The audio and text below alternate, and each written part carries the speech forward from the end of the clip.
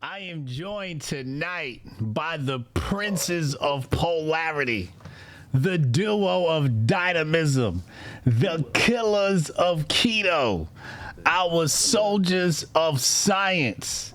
I am joined tonight by Dr. EnQi and Dr. Tanei Ricks, PhD. Peace to the hopeful fam. Crowd goes crazy. All right, so wait, what happened now with my son? What? You said he got checks from BLM and got paid off, and now he's an agent. What'd you say? What I was think I don't. Yeah, you freaked out a little bit, but I do a little sauce on that. yeah, a little hot sauce. But I'm just saying, to me, I hope he did get paid for doing what he was doing.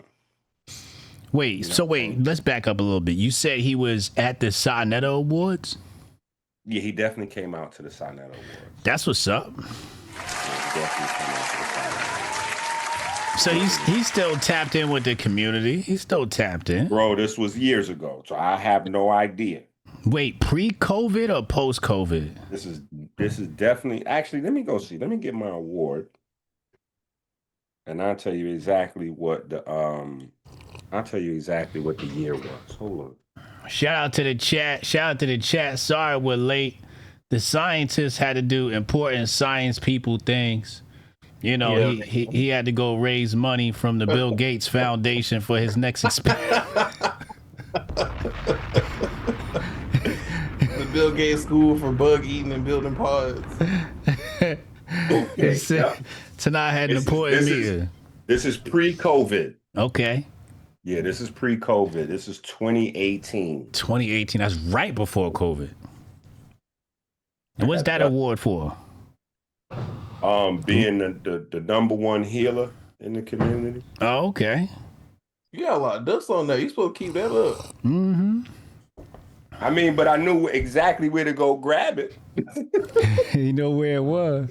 Listen, We might have to get EnQi a grifty so he could let that collect dust too. Nah, Inky Grifty will feed families, dog. We need that. Listen, having a bunch of children, having something in the household that collects dust, and you got a bunch of children running wild with pets and all that, that means it's well taken care of. Because otherwise it would be broken. Especially a big glass anything, like that would be broken. So having a big glass anything able to collect dust for what, 7 years now? Yeah, Indeed. I mean, I put that in the right spot. So wait, so let's backtrack. What's going on with my son? So you think it's somewhere along the line? Because my view on my son was, I think the wrong people got to him too fast, and I think he want to help the community, but the wrong people got in his ear. I agree with that. Okay. I agree with that. I definitely feel like he came out, and he wanted to dedicate his life to, change and making sure that people didn't necessarily follow in his footsteps, to prison and what got him put in prison and all that. So I totally agree that his heart was and probably still is in the right place. Yeah. But I also know from being from the neighborhood in the Bronx, also being from the community, trying to help and lead and blah, blah, blah, that positivity doesn't really like pay well all the time. Like it's very tricky to figure out how to eat off positivity. Like trying to keep the lights on with positivity is like it's a definite hat trick. You know what I'm saying? It's definitely a hat trick. So I think that a lot of times we like to live in a hypothetical space and remove money out of the equation. And so we don't think about that. So I think that when people approach you, and who knows if money is even attached. Maybe I don't know how he's eating. You know what I'm saying? So this might be a huge assumption and we're going down into the rabbit hole of the assumption. But I'm just saying it's quite possible that, the BLM movement came with a few dollars, and not only a few dollars, but, it made him feel like himself again. You know what I'm saying? Because you know, he immediately got back on that national stage. He had attention. You know, people start pulling up the music again. You know, other rappers start reaching out to him for what is that? For features, you know what I'm saying, for verses or whatever. So Collaborators, yeah, political so collaborators, connections, political yeah, so connections. Yeah. yeah, so all those political connections and publicity and all of that kind of stuff, you know, wrapped up in a package of positivity and helping the community without a lot of time spent really studying the nuances of those things. I don't think it was possible necessarily to do something different. Hmm. You know what I'm saying? I think from, you know, if I was to try to put my feet in his shoes, I don't know if I would have did anything different. Right. You know what I'm saying? Because it's not like we're talking about somebody that's had a lot of time to figure out all those nuances. You know what I'm saying? He was locked down and just came out with the idea that he wanted to do better and lead the Mm-hmm. community away from prison. You know what I'm Yeah, saying? I was thinking about myself. I was like, yo, what if I'm in an alternative timeline and I'm a Democrat? What if I'm in like an alternative timeline? I was like a BLM influencer. Well, here's the craziest thing. I have really had that, you know, like my my homeboy from my neighborhood was like the head of BLM. What? Who? Yeah. Hawk Newsom? Yep. Me and Hawk grew up together.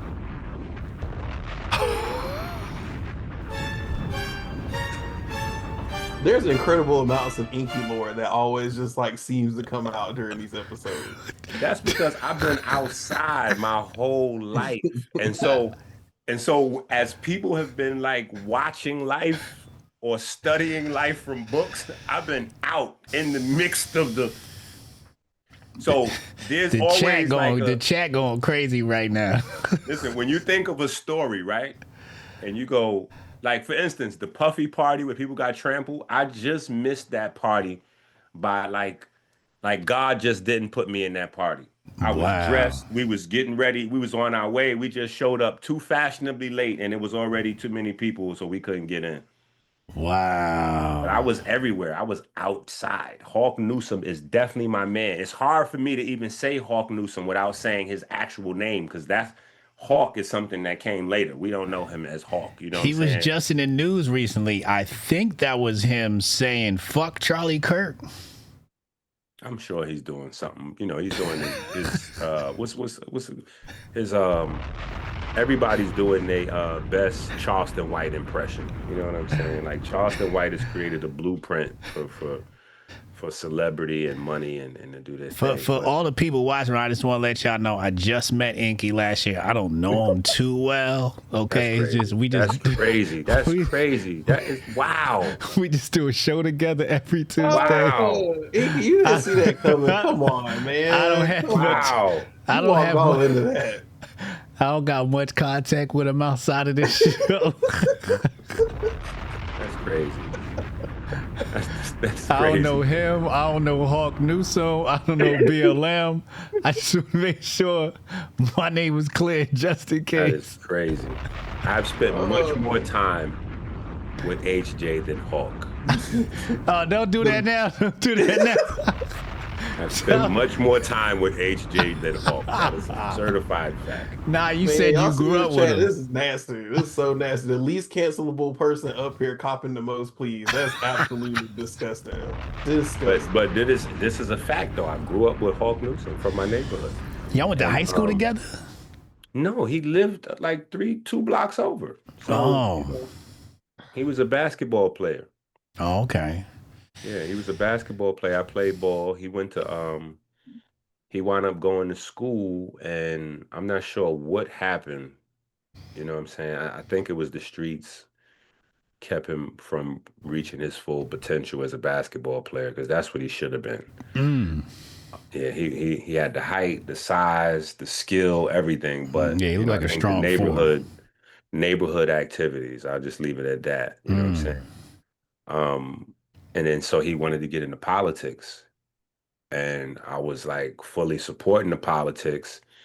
And then he was like, okay, yeah, because with these Democrat, woo woo. And I was like, so you said Democrat? And he's like, yeah. I was like, okay, so you're gonna be like one of the young Democrats that's not really with the old school Democrat principles. You're gonna reform the Democratic. And then he had a bunch of ideas at the time. Last time I spoke to him in the actual neighborhood. And then years later, I saw on TV, they was talking about the Black Lives Matter joint, not on TV, on the internet. And I seen him. I was like, oh, that's my man Hawk. And then I hit him up and we had like a little argument on Instagram about the Democrats and Trump and whoop, and that was it. I haven't spoke to him since. I Well, haven't spoke to him since. I think he did have like a little bit. Like he runs a chapter. He doesn't run the BLM, but he runs a chapter, the chapter in New York. He runs the New York chapter. But I don't think he was in lockstep with, because there was this whole blow up with BLM. I don't know if you noticed, but it was like BLM chapter. I didn't pay attention to the blow up, but I predicted it from the beginning. I was like, How'd you this know? is not going to end well. How'd you know? Because it was crazy. Like, what? I mean, it was insane from the beginning. Like, you know what I'm saying? But what I'm saying is, Tanei was a member. I think the problem is, again, you know what I'm saying? When people come out of the neighborhood, you know what I'm saying?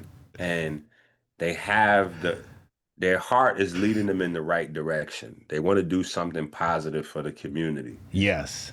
I think that right there is it's almost like the young kid whose moms might be on crack, welfare, and they step out into the street at 12 or 13 years old, and they just want to be able to wear shoes.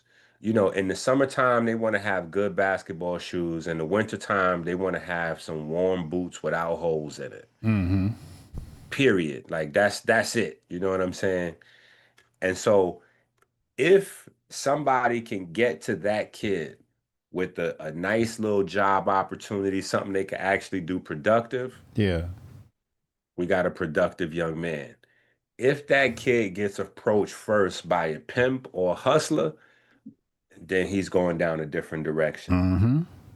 So I think it's very similar with young men that are grown men in that space, 20, 25, 30, or maybe extended childhood where maybe you might be 30, 35, but you spent 10 years in prison or something like that. So you have, or even just being new to a space, being new to politics, you're still a or newbie. if you're a noob, you're still a newbie. So your heart is saying you want to change the community and you want to be an activist. And then in that space, you get the bag. They find a way to couple what's in your heart with a few dollars. You go that way, and now you dedicated because you banging for the set. Gang rules apply. Now, once you banging for the set, you have to defend. Gang rules apply where, for the people that don't understand what that means that you have joined a group of people, and that group of people are going to defend you whether they think you're right or whether they think you're wrong. And in exchange for that, you're going to defend the other people in the group whether they're right or whether they're wrong. And so as you start to move out with that as the premises, you go from the light that may have been in your heart down some dark pathways, and you can't get out of that because you committed, you made enemies, you accepted payments, this is it. You over here now. You know what I'm saying? So, Hawk definitely was one of the brighter spots in our neighborhood. Hawk was definitely one of the people in our neighborhood that we expected to leave the neighborhood, be successful, come back, help the community, all of that. And somehow that turned into BLM. Somebody in the chat said Dr. Tanei BLM PhD. That's nasty. That's real nasty. That's nasty work. HJ, Tanei, you was down with BLM? Do you believe it? Don't believe that shit, man. This man over here trolling for content. AJ been very libelous lately. He been saying some out of pocket stuff lately. You know why? Because we haven't been putting charges on him. We have to start putting charges on HJ. Unc is supposed to be in charge of that, and Unc been kind of slipping. So we gonna make sure that we bring him up to speed on that. So that is clearly the problem. We got to get a new what is that? Comptroller of judicial action in Hotel. We need a political action committee for HJ trolling. We gotta get some donations and gifts to make sure that the trolling stops. I pick Hotepistan. I pick Glam. I pick Glam. and Sleepy gets to pick the sentencing. Sleepy gets to pick the sentencing. So we are not picking those two people. We do not get to select the people that will be in charge of checking you, sir. These are fair and righteous people. These are fair and righteous people. We're going to have to elect Tanei. Tanei is already in charge of the lab. He's in charge of the lab. You and him, we got y'all in the basement of the Temple Pyramid in Hotepistan in the lab. See that? Did you see? Now, do y'all see how that works and doesn't work? I want y'all to see the conspiracy theory in that. Why? So y'all got Tanei, who's going to be the most judicial person in the basement where he can see nothing. No light, no windows, So at the same time as this a beautiful thing, we're gonna make sure Tanei is in the lab. He gonna hold it down. He gonna regulate the size. Tanei can see nothing. The thing is, the lab is huge. There's an above ground lab, but we can't have what's going on in the lab viewable through a window. We got spies and you got to have exclusive access. Card key access to the elevator. You ever watch all the movies? All the movies with the exclusive confidential labs, you got to take an elevator to the bottom floor too. Obama got away with killing that guy on their property. This is exactly how Obama did it. This is the blueprint, right? I want y'all to understand it. Y'all trying to figure out how Obama been killing folks, been disappearing over there with Obama and them. This is how they do that. Now I want to know how you so comfortable talking about that, but when we start bringing out certain viruses and houses in Virginia, now all of a sudden, you're gonna do that episode on your own. Got him. No comment, people. Got him. Plead the Fifth Amendment. Tanei, stay focused on HJ. No, you named him comptroller. He on your bucket. I'm on your bumper. See? Be careful what you wish for. Should have went with my pick. I think we will revisit this. We asking for a continuous? Yeah, we're gonna ask for continuous granted. Continuous granted. EnQi didn't have enough Koofy juice.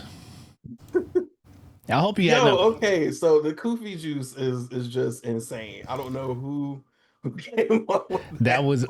That was Unc definitely needs charges for Koofy juice, dog. This is Koofy juice is wild. I wasn't sure if you were supposed to say pause after Koofy. I didn't know where you was going. I'm still not sure. Unc definitely deserves charges for that.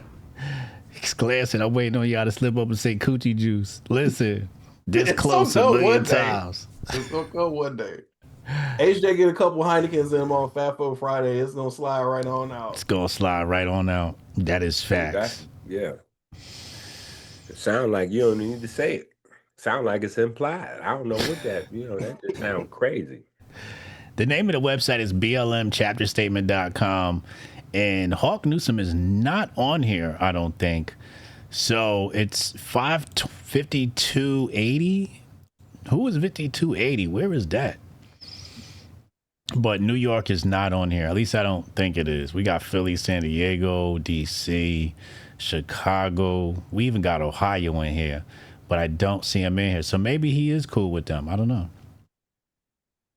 But they were talking about like, yo, we don't know what y'all did with the donations, this, that, and the third. It got ugly, man. I don't know if you know about BLM and the whole, what happened to the donations blow up?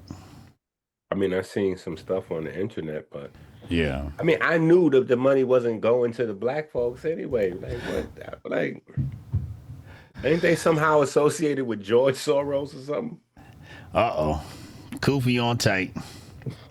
I'm just saying, I saw a few little posts. I'm not sure. Like, I ain't dig into it because, I was somewhere probably figuring out, mitochondrial cellular respiration. I was somewhere in my world, but I make sure I keep an ear to the street and pick up some pieces. That may have been a part of that name. Soros may have been a part of it somewhere. Yeah. So I didn't think that money was going to be cycled back to the people. Yeah, man. So your boy, auto-tune voice, Autobot voice. Who's that? Rifkin, Mr. Junior, Mr. Maha, RFK. Oh man, what are you trying to do, bro? You're trying to violate my man RFK, boy. AKA T-Pain. Come on, man. That's crazy right there. RFK is the GOAT. He made headlines this week. Every week. Well, this week more than any other. Exposing Tylenol. It's got acetaminophen in it. And I know I said that wrong, but we're going to act like I did. Acetaminophen juice. Acetaminophen or something like that. Acetaminophen. How do you say it, Tanei? Acetaminophen. Who? Acetaminophen. Acetaminophen. Sound like a bad bitch. It doesn't have that in it. That's what it is. It sound like a bad bitch. That's what acetaminophen sound like, a bad bitch. What's your name, baby? Acetaminophen. So look, all medicines have a scientific name, which is their generic name, and then it just has the brand name. Okay. So that's like when you go to buy medicine, you can go get you some Tylenol or some acetaminophen. But that's an active ingredient. Acetaminophen is an active ingredient in Tylenol. That's the main thing. That's the main thing. That's what we would call the API or the active pharmaceutical ingredient. Yeah, that's the main thing. So what they saying is they was telling people's baby mamas, you pregnant, you got a little problem, take this acetaminophen and you're gonna be all right. And now they coming back a few years later. They find out the baby's got a little talking issue, a little communication issue that they call autism, which is plaguing hundreds of thousands of parents across the planet, tens of thousands in America, if not more. Light-skinned Keisha said they said only take Tylenol for pain when you're pregnant. Wow. Man, that's not crazy. I did not know that was actually a thing. I was kind of surprised when it came out and like everybody was like really shocked about it. I'm just like, I didn't know that this was a thing that they told people to do. Like, why would you tell somebody to do that? Okay, well let me tell you this story. Okay. Right. Here we go. It's not directly related, but it's related. We know it's not directly related. None of your stories are ever directly related. But they're very informative and sometimes entertaining, sir. So we'll take it.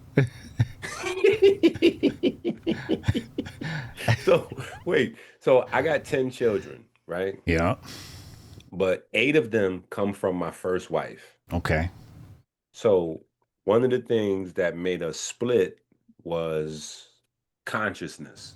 You know what I'm saying? Like me and her got, we fell in love, got together and all that. And my street iteration, you know what I'm saying? Mm-hmm. And she was my other half. This is when you was running the streets with Hawk Newsom. No, Hawk Newsom was never running the streets. Hawk Newsom was an amazing, good guy that played sports, got a scholarship, and we thought he was going to be Like we was going to see Hawk on TV. We thought we was going to see Hawk in the NBA giving us free tickets and coming back, starting community programs and all that. We thought Hawk was gone. Like we never gave a second thought to Hawk. I don't So even big think Hawk pun. has a Terror Squad, you was with Terror Squad. Who was you running with at this time? So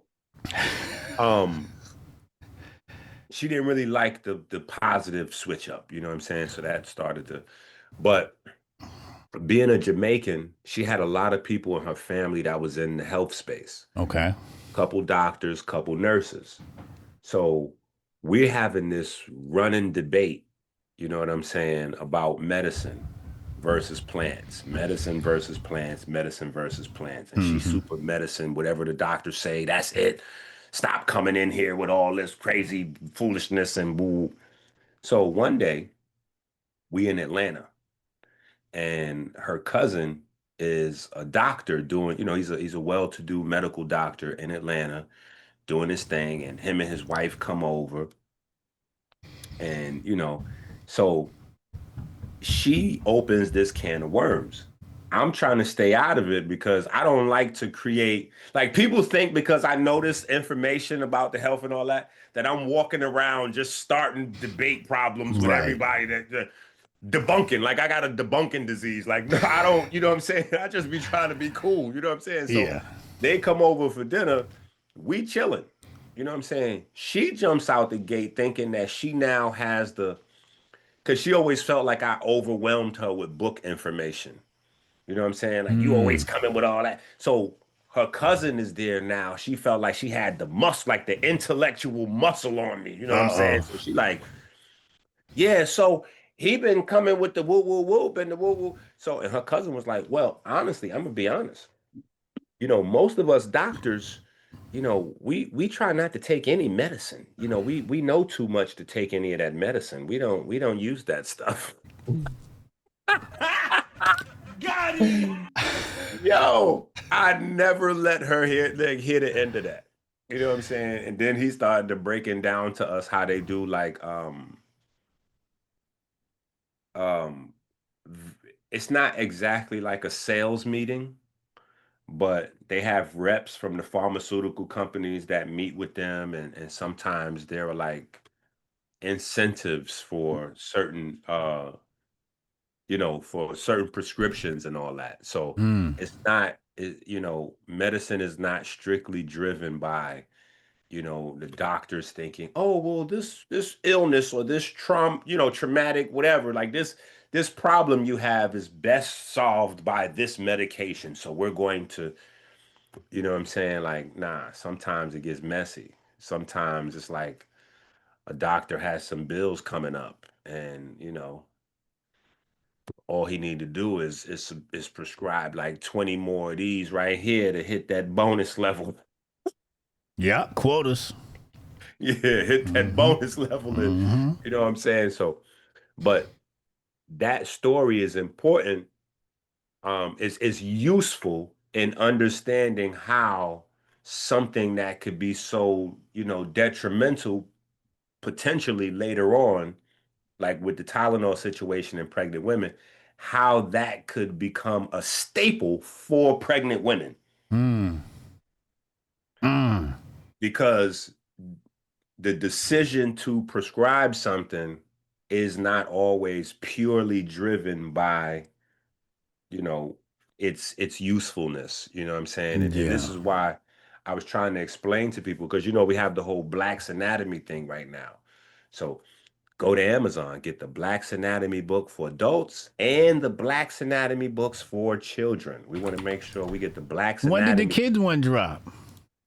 The kids ones, we got two children's books for Black's Anatomies out, and we got it in the Kindle version, which is English, and then we got the physical books, which come in English, Spanish, English, French, English, Chinese. Wait, this the one that's for $100?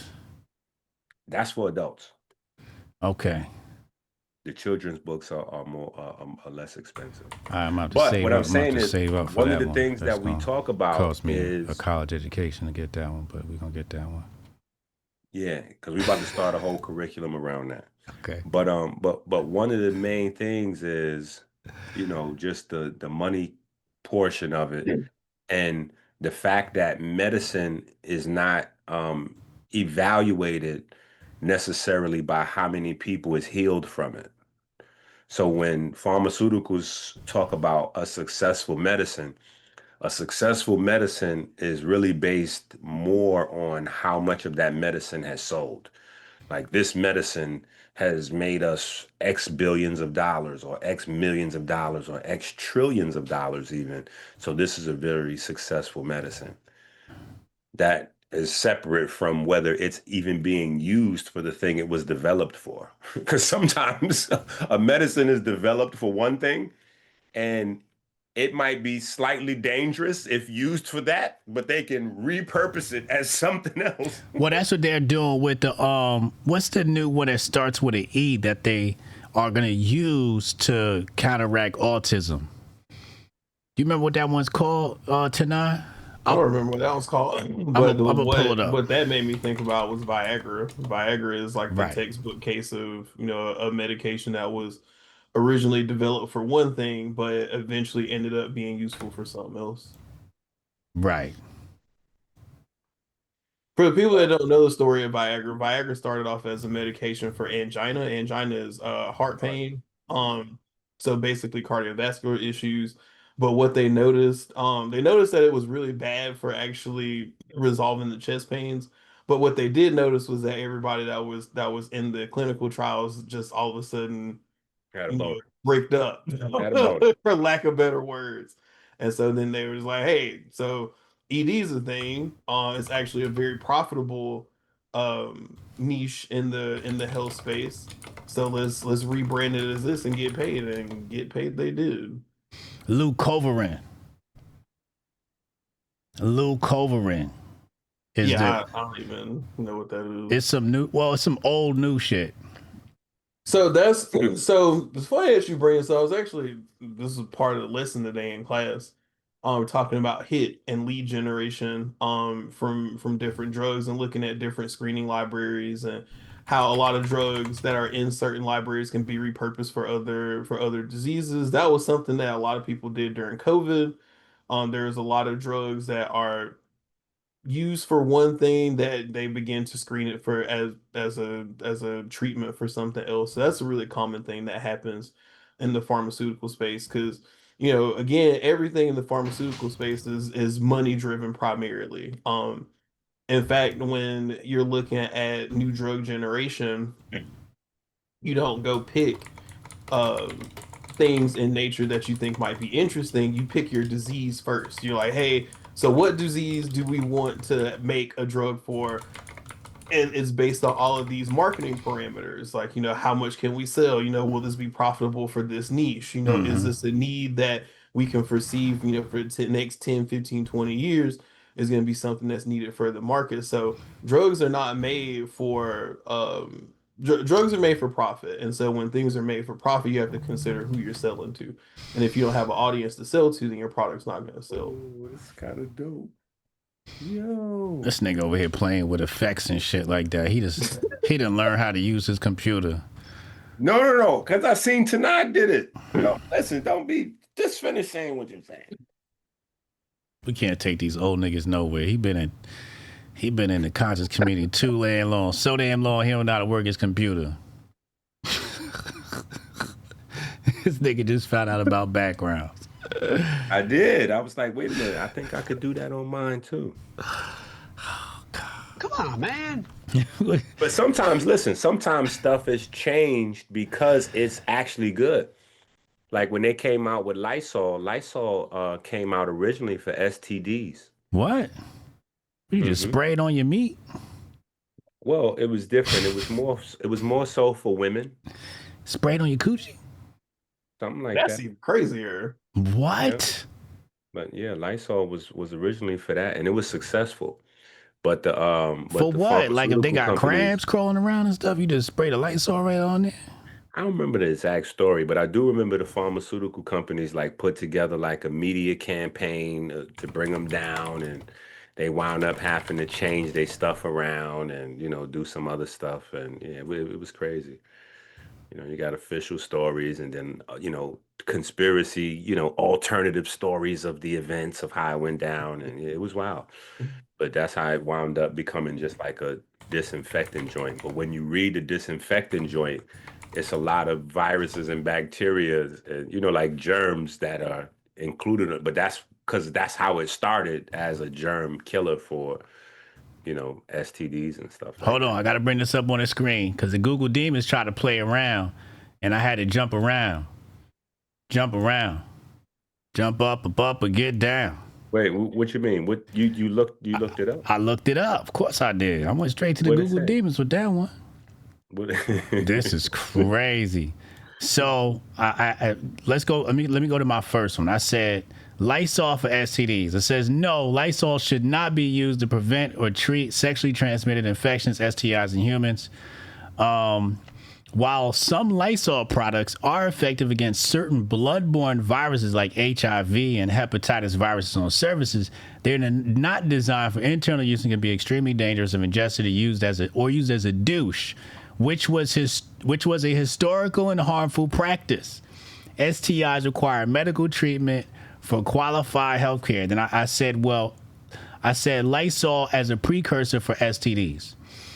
And it gave me the same warning. Then it said in the early 20th century, Lysol was marketed to women as a feminine hygiene product. That's it. And was promoted as a form of contraception. That's a fact.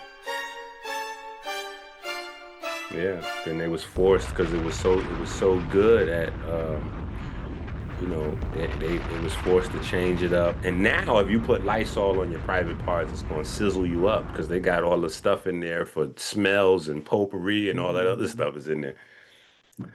So it's some crazy harsh chemicals in there. But fellas, after you pull out, you got to bring that Lysol with you to spray it down. Spray it down. No, you don't. No, not what they not.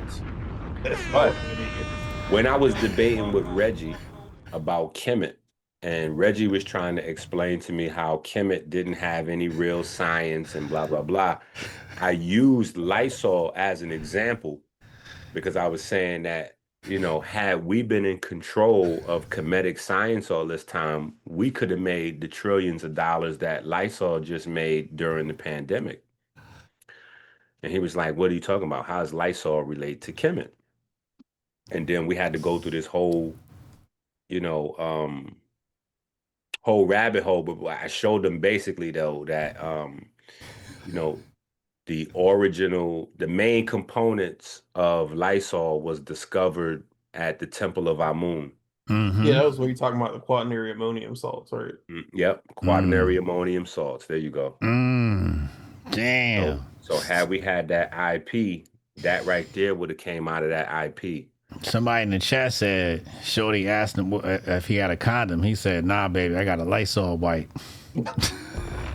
He's going to jail, and then they go into the emergency room. Or maybe first to the emergency room, then to jail. I'm going to just put this Lysol wipe on the tip. We be all right. Oh, man. Going to jail. Okay. Going to jail. That's that same David talk. Ain't that what that rapper, what's it, that R&B, what's that? The Maniac. Who? Maniac DVD? D4DV? Yeah. Yeah, one of my homies was just talking about that. I'm trying to get the lowdown and find out what's going on with him. Here's the problem I have. I'm trying to understand how people are so weird. Meaning, when I seen the thing on DJ Academics did a story on it, I never knew who he was. My children, they don't even know who he is. None of that's allowed in this house. We don't none of that. No Cardi B. Y'all talking about? Listen, thank God for Lil Nas X, because Lil Nas X created a textbook for band music and artists. What about Cardi B? Is Cardi B allowed? That new album is fire.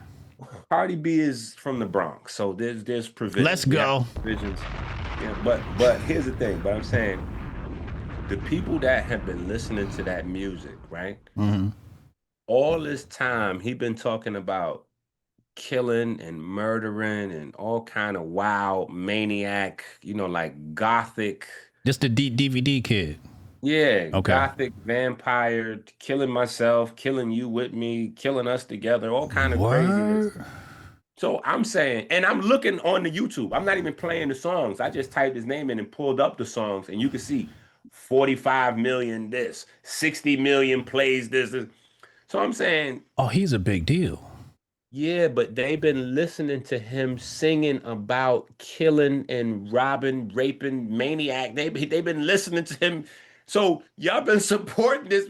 So if you find a dead body, obviously it's horrible. It's a girl. He's a PDF file. All of those things. I'm not taking that away, but I'm just saying that the people that have been supporting him up to this point are also guilty.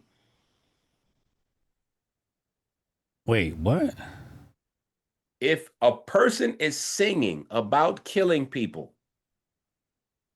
and then you find a dead body in his trunk, how is it that the people who have been buying the music and buying tickets to the shows get to separate themselves from him once he is found to have a body in the trunk?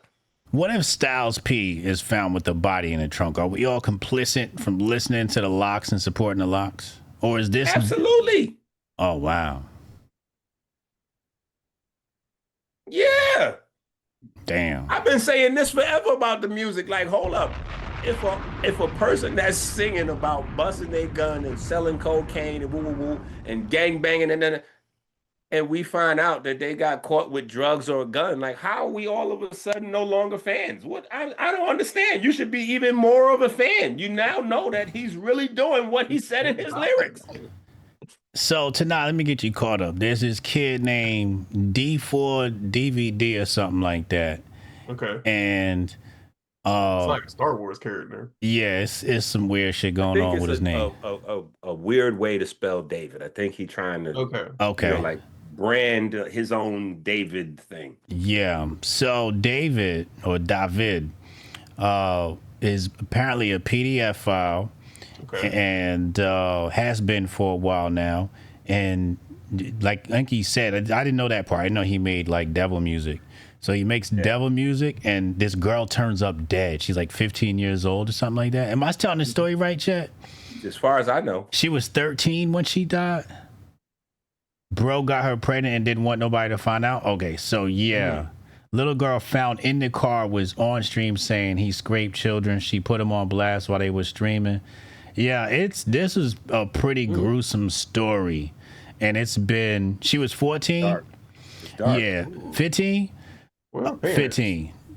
Where her parents at?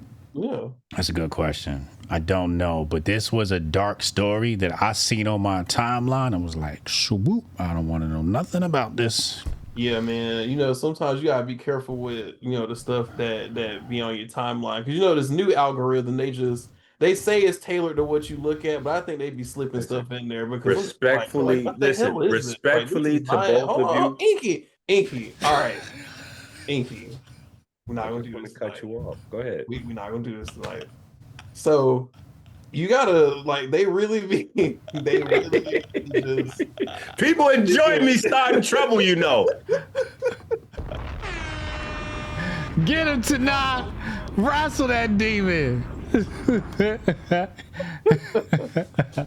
So, like I said, I think they be slipping stuff in on your timeline that they ain't got nothing to do with what you actually be scrolling on. Like, I really think that they just inject stuff in there for you to be like, hey, so we know you don't really know anything about this. We know you don't venture on this side of Twitter. So how about we just show it to you anyway? Right. Sign up for this. But what I was going to say is I think it's worse than that. I want to go back to the supporters. I want to go back to the supporters. We have to stop supporting all this craziness. You cannot support people doing devil rituals and think it's for play. It's not for play. Yeah. Your enjoyment of it might be for play. Right. You might be listening to the music like, oh, this is cool, and you got a little devilness in your body. So listening to a little devil worship and devil ritual helps you out to get through the day without maybe having to actually like strangle your boss or something. Who knows why you're listening to it? But just know that the guy that's creating it you gotta inundate yourself to be a good creator of something. Like people that enjoy my books and stuff that I do, I'm inundated with this information. Like I'm primarily inundated with this information. So when you're looking at somebody and they coming up with all these songs about, and I think the Styles P joint might have been a bad analogy because that's more like for survival, you know. I ain't got no other way to eat. I done got myself into this situation. Now I gotta shoot my way out of it or something. That's fair. This is a guy that's making songs about killing just for the enjoyment. Like this is some twisted, crazy stuff. So if we're supporting this, it has no other. Like for instance, Lil Nas X made a video of having sex with the devil.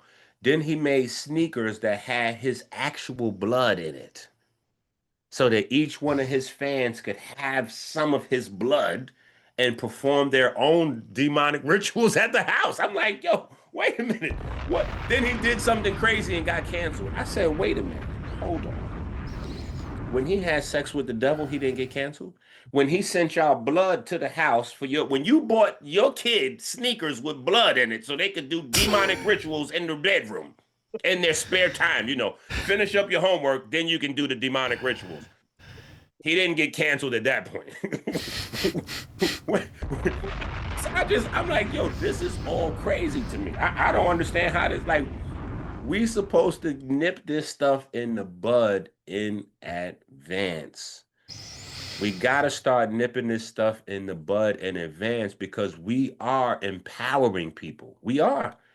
And if we don't see that we're empowering people, because this wouldn't even be that big of a situation if this young boy didn't have millions of followers and millions of dollars to get the top lawyers to get on. Like, no, they would have. A dead girl is in your trunk. What? We wouldn't even heard about him. He would have been under the prison somewhere. Under the prison somewhere. But now he got the ability to kind of like fight the case, and you know, a couple more folks might wind up turned up missing before this thing all said and done. No platforms have taken his music down. The music is going even crazier. Didn't they boycott Kanye music after he started, you know, saying some words about some people? I did. Taking stuff off of. I boycotted him. Oh, okay. He had to go. Why you boycotted him. Yeah, but Kanye wasn't saying he was getting ready to kill nobody. You know, No, so that's just kind of illustrating your point that like Kanye didn't even really say anything that was like it was hurtful. It was hurtful and it was devilish. It was hurtful. Kanye said he S'd his cousin's D. Yes, that's dangerous rhetoric. Kanye. So I wasn't talking about that. That's obviously like super weird. I was talking about the stuff that he said about the greatest allies. So that's when I started taking Kanye out of my time list. I was like, oh, let me get you up out of my you out of here. Drake is the GOAT. After what? I had to double down on it. I was like, you know what? Drake is definitely. And when you take him out the playlist, after what? S and his cousin's D. Yeah, that was it for me. Yeah, I was like, okay, Kanye, you're done. Yeah. No more access to my children's ears, buddy. Yeah, you're out. That was an ugly moment. Yeah, so yeah, Tylenol's bad for you. Can we like see, that's why we got Tanei and EnQi in the basement in the temple, because we're gonna come out with all types of great products like the autism jab.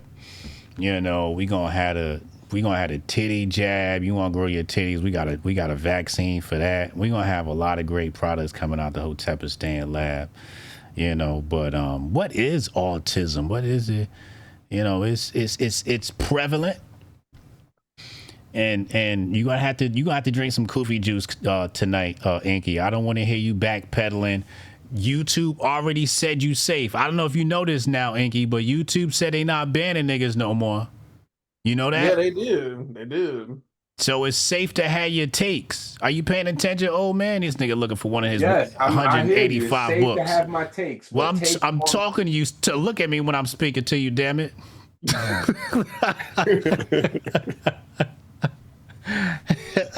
It's safe to have my takes on what? this autism and the cause of it? I have recorded all of my takes for posterity in the autism book. Oh, really? Yes. Oh, you got an autism book? Of course. Why wouldn't he? Come on. The most predictable part of the show. We got a book for that. Come on. You gotta know. Go to Amazon right now. Click add to cart. Add that to your cart and check out. Here it is right here. Autism. Let go. Yeah, I was trying to find it. That's what I was looking around for. I was trying to find where it's at. He got a book for it. He got a book for it, chat. Here go the link right here. Yeah. Yeah, no. Because I went to New York to visit my sister. And you know, until you experience something, sometimes it doesn't really hit home. Right. And my sister has a son and a daughter, and they're both autistic. Mm-hmm. And they both have, you know, really strong cases of autism. You know, one's worse than the other, but they both have really strong cases. So when I came back home, it was heavy on my heart, heavy on my mind. So you know, I had to address it in my way. You know what I'm saying? Because sometimes people like, my child is autistic, and then you actually see their child, and their child is not autistic. Their child is bad. Like, your child has no discipline. Okay? Your child could use a little punishment, or maybe a little whooping. I don't know, depending on what state. You know, I don't know if that's legal in your state, but you know, your child might need to be sent up. Squat against the wall and hold these books for 20 minutes or something. Like, your child needs some discipline. You know what I'm saying? Or maybe it's your fault because you got frosty flakes going on in the morning. You know what I'm saying? That frosty. Oh, you know, the food you give your children definitely has a huge impact on their behavior. You know, we got a couple of children that were on a lot of different medication. You know, we got their doctors to drop their medication. Some of them completely, some of them just cut down in half. When we had the school here in Detroit, and it's crazy.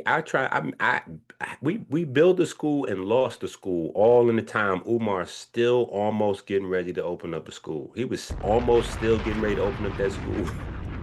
I'm on your bumper. Damn, shots fired. No, but anyway, the first couple of weeks, we didn't really have a thing. You know what I'm saying? Like, we didn't really have a thing with children's breakfast, or like a rule or stipulations or anything. And then a lot of the children was wild. And so immediately I sent out the notice, you know, we're going to have a meeting.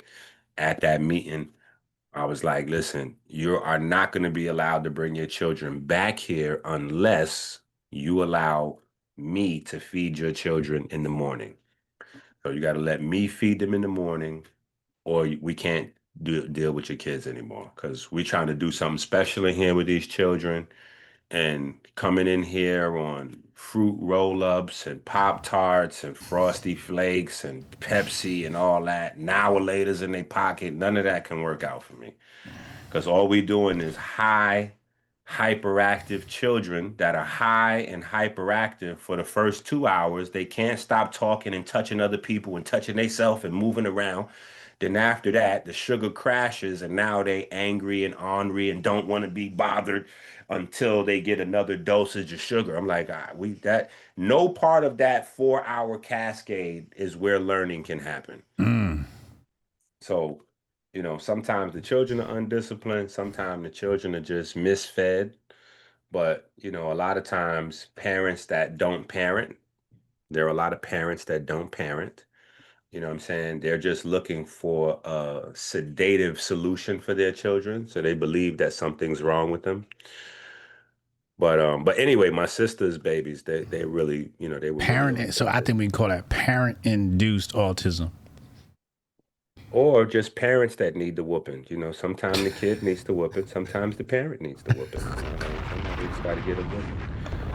But But yeah, so once the parents like turned over the ropes, we had amazing children. Everybody's grades went up, behavior went through the roof. You know, medication was dropped, not by us or like, hey, tell your kids to stop giving them that medication. None of that. Right. Just as their behavior changed, their doctors slowly but surely cut them down completely off the meds or partially. But feeding them was, like changing their food up drastically changed their behavior, drastically it changed their attention span, their memory, everything changed. It was like night and day changes. And then even their sleeping pattern, like, so the parents was really loving us for, they dropped off one type of child and got back a different type of child in return. You know what I'm saying? Like we cloned them and gave them back better ones. But that's fire. That's fire. But yeah, the autism book, you know what I'm saying? I was really struck by my niece and my nephew. So I tried to figure out as much as I could possibly figure out. And so what'd you learn? Get that out there. What'd you learn about autism? The white man created it? But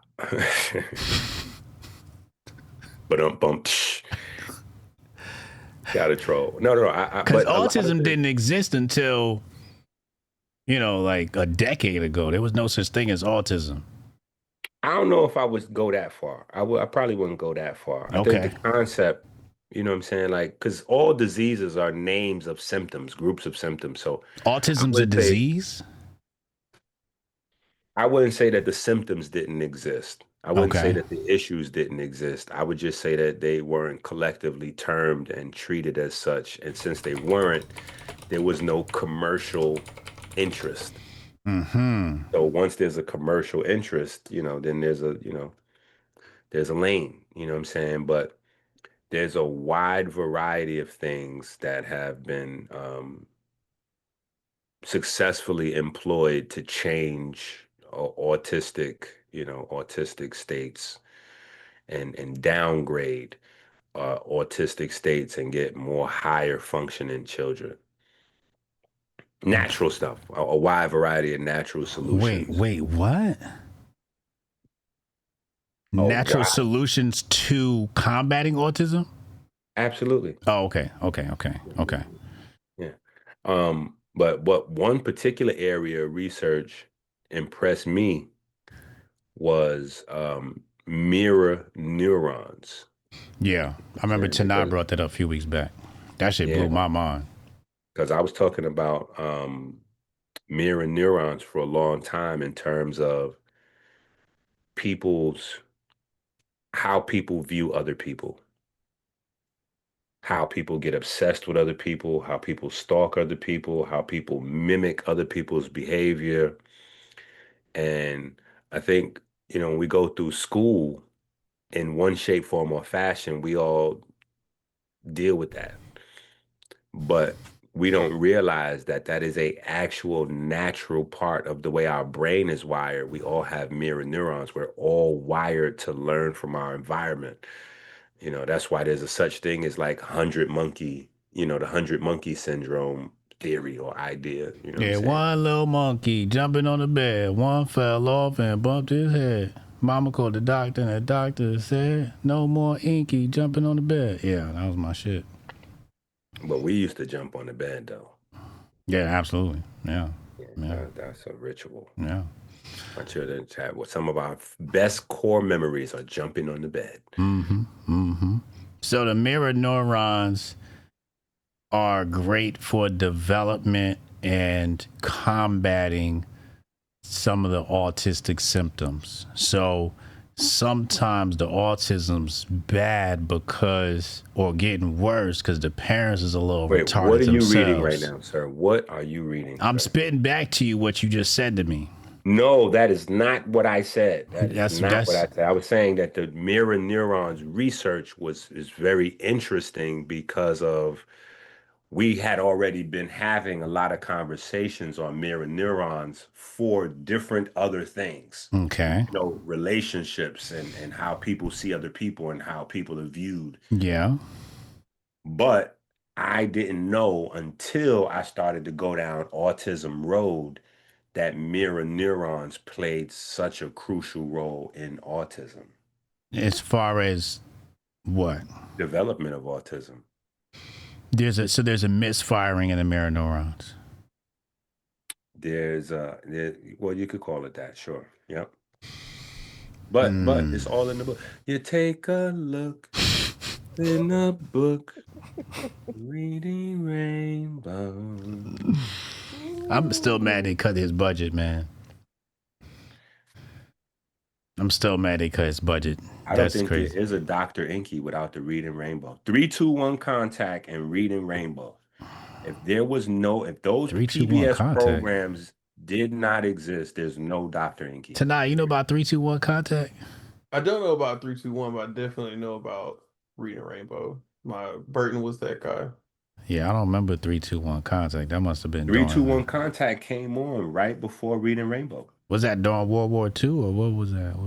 No, this is PBS. The PBS programming was Sesame Street, Mr. Rogers, 3-2-1 contact, and then Reading Rainbow. I used to watch that whole 4-show block.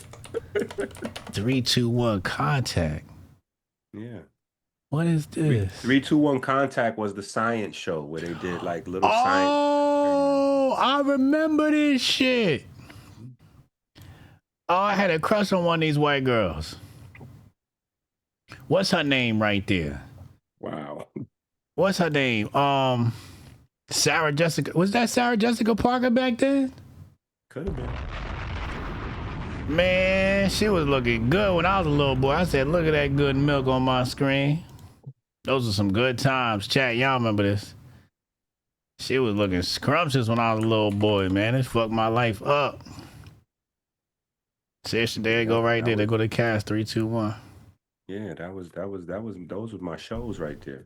Sarah Jessica Parker, yeah. This might have been the first Indian woman on TV. Who was this on the right here? I don't know who that is. They got one of them children that was in the house by themselves, raising themselves. So I was watching Channel 13. Yeah, Yibdish Patel or something like that. All right, so there's some there's some issues going on with the mirror neurons. We're gonna come back to that thought in just a moment and tie this all back to what is it? Acetaminophen. Acetaminophen. I almost got it right that time. Tanei, what do you know about the autism?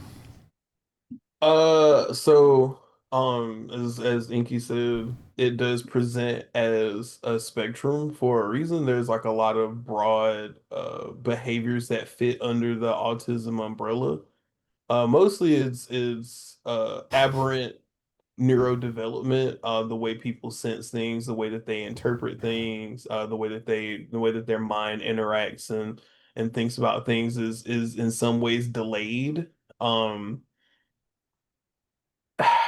There are a lot of theories, so I'm glad that EnQi brought up the diet, because there are a lot of things that are in the literature that will suggest that diet has a lot to do with autism.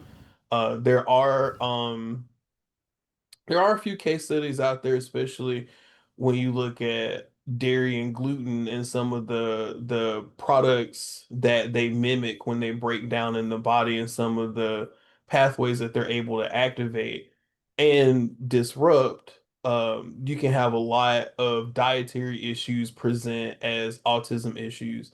It's been seen in the literature in a few case studies that people that modify their diets, especially children that are suffering from autism, early children somewhere between 5 and 10 years old, and their parents put them on a more restrictive regimen where they cut out dairy, they cut out gluten. They have seen that a lot of the activity that is classified as autism has reversed. So and again, this isn't in all people. But there are instances of this where changes of diet and things like celiac disease, gluten intolerance, dairy intolerance will present as autism-like issues because of the oxidative stress that they're creating in the body. So that's what this all goes back to, is the oxidative stress that's occurring in the body that is damaging the nervous system. And that is what's altering the perception and the thinking capacity, the neurotransmitters, neurons firing, neurons being blocked, transmissions being blocked. That's what's actually happening, is that you have wide scale damage that's being caused by some kind of oxidative stress. Now, the shot where Tylenol comes in, Tylenol is a rapid depleter of glutathione, and glutathione is known as your master detoxifier. So this kind of goes back to the whole sulfur redox homeostasis. EnQi calls the NRF2 system. So we're kind of going back into that space. And so Tylenol has the ability to very, very quickly deplete glutathione, and it goes through a mechanism called sulfonation. So when drugs enter your body, there's two different types of metabolism that happen to go through phase one metabolism and phase two metabolism. So phase one metabolism essentially is a way for you to make drugs more, or what's the way I can say this? It's a way for you to make drugs easily excretable out of your body. So a lot of drugs that we take are actually not able to pass through our bodies without some kind of chemical modification. Most of the time, your body has ways to make drugs more polar so that they can either come out in your urine or they'll come out in your poop. So one of the ways that your body detoxifies acetaminophen, the main way that it does it, is through sulfonation. And sulfonation is generally a phase two process. So sulfonation makes things more water soluble. So you put a sulfate group on to the molecule. Because that sulfate is highly charged, it's attracted to water. So since it's attracted to water, it can dissolve in water. That can be filtered through your kidneys and then comes out in your urine. So anything that goes through a sulfonation pathway will deplete glutathione.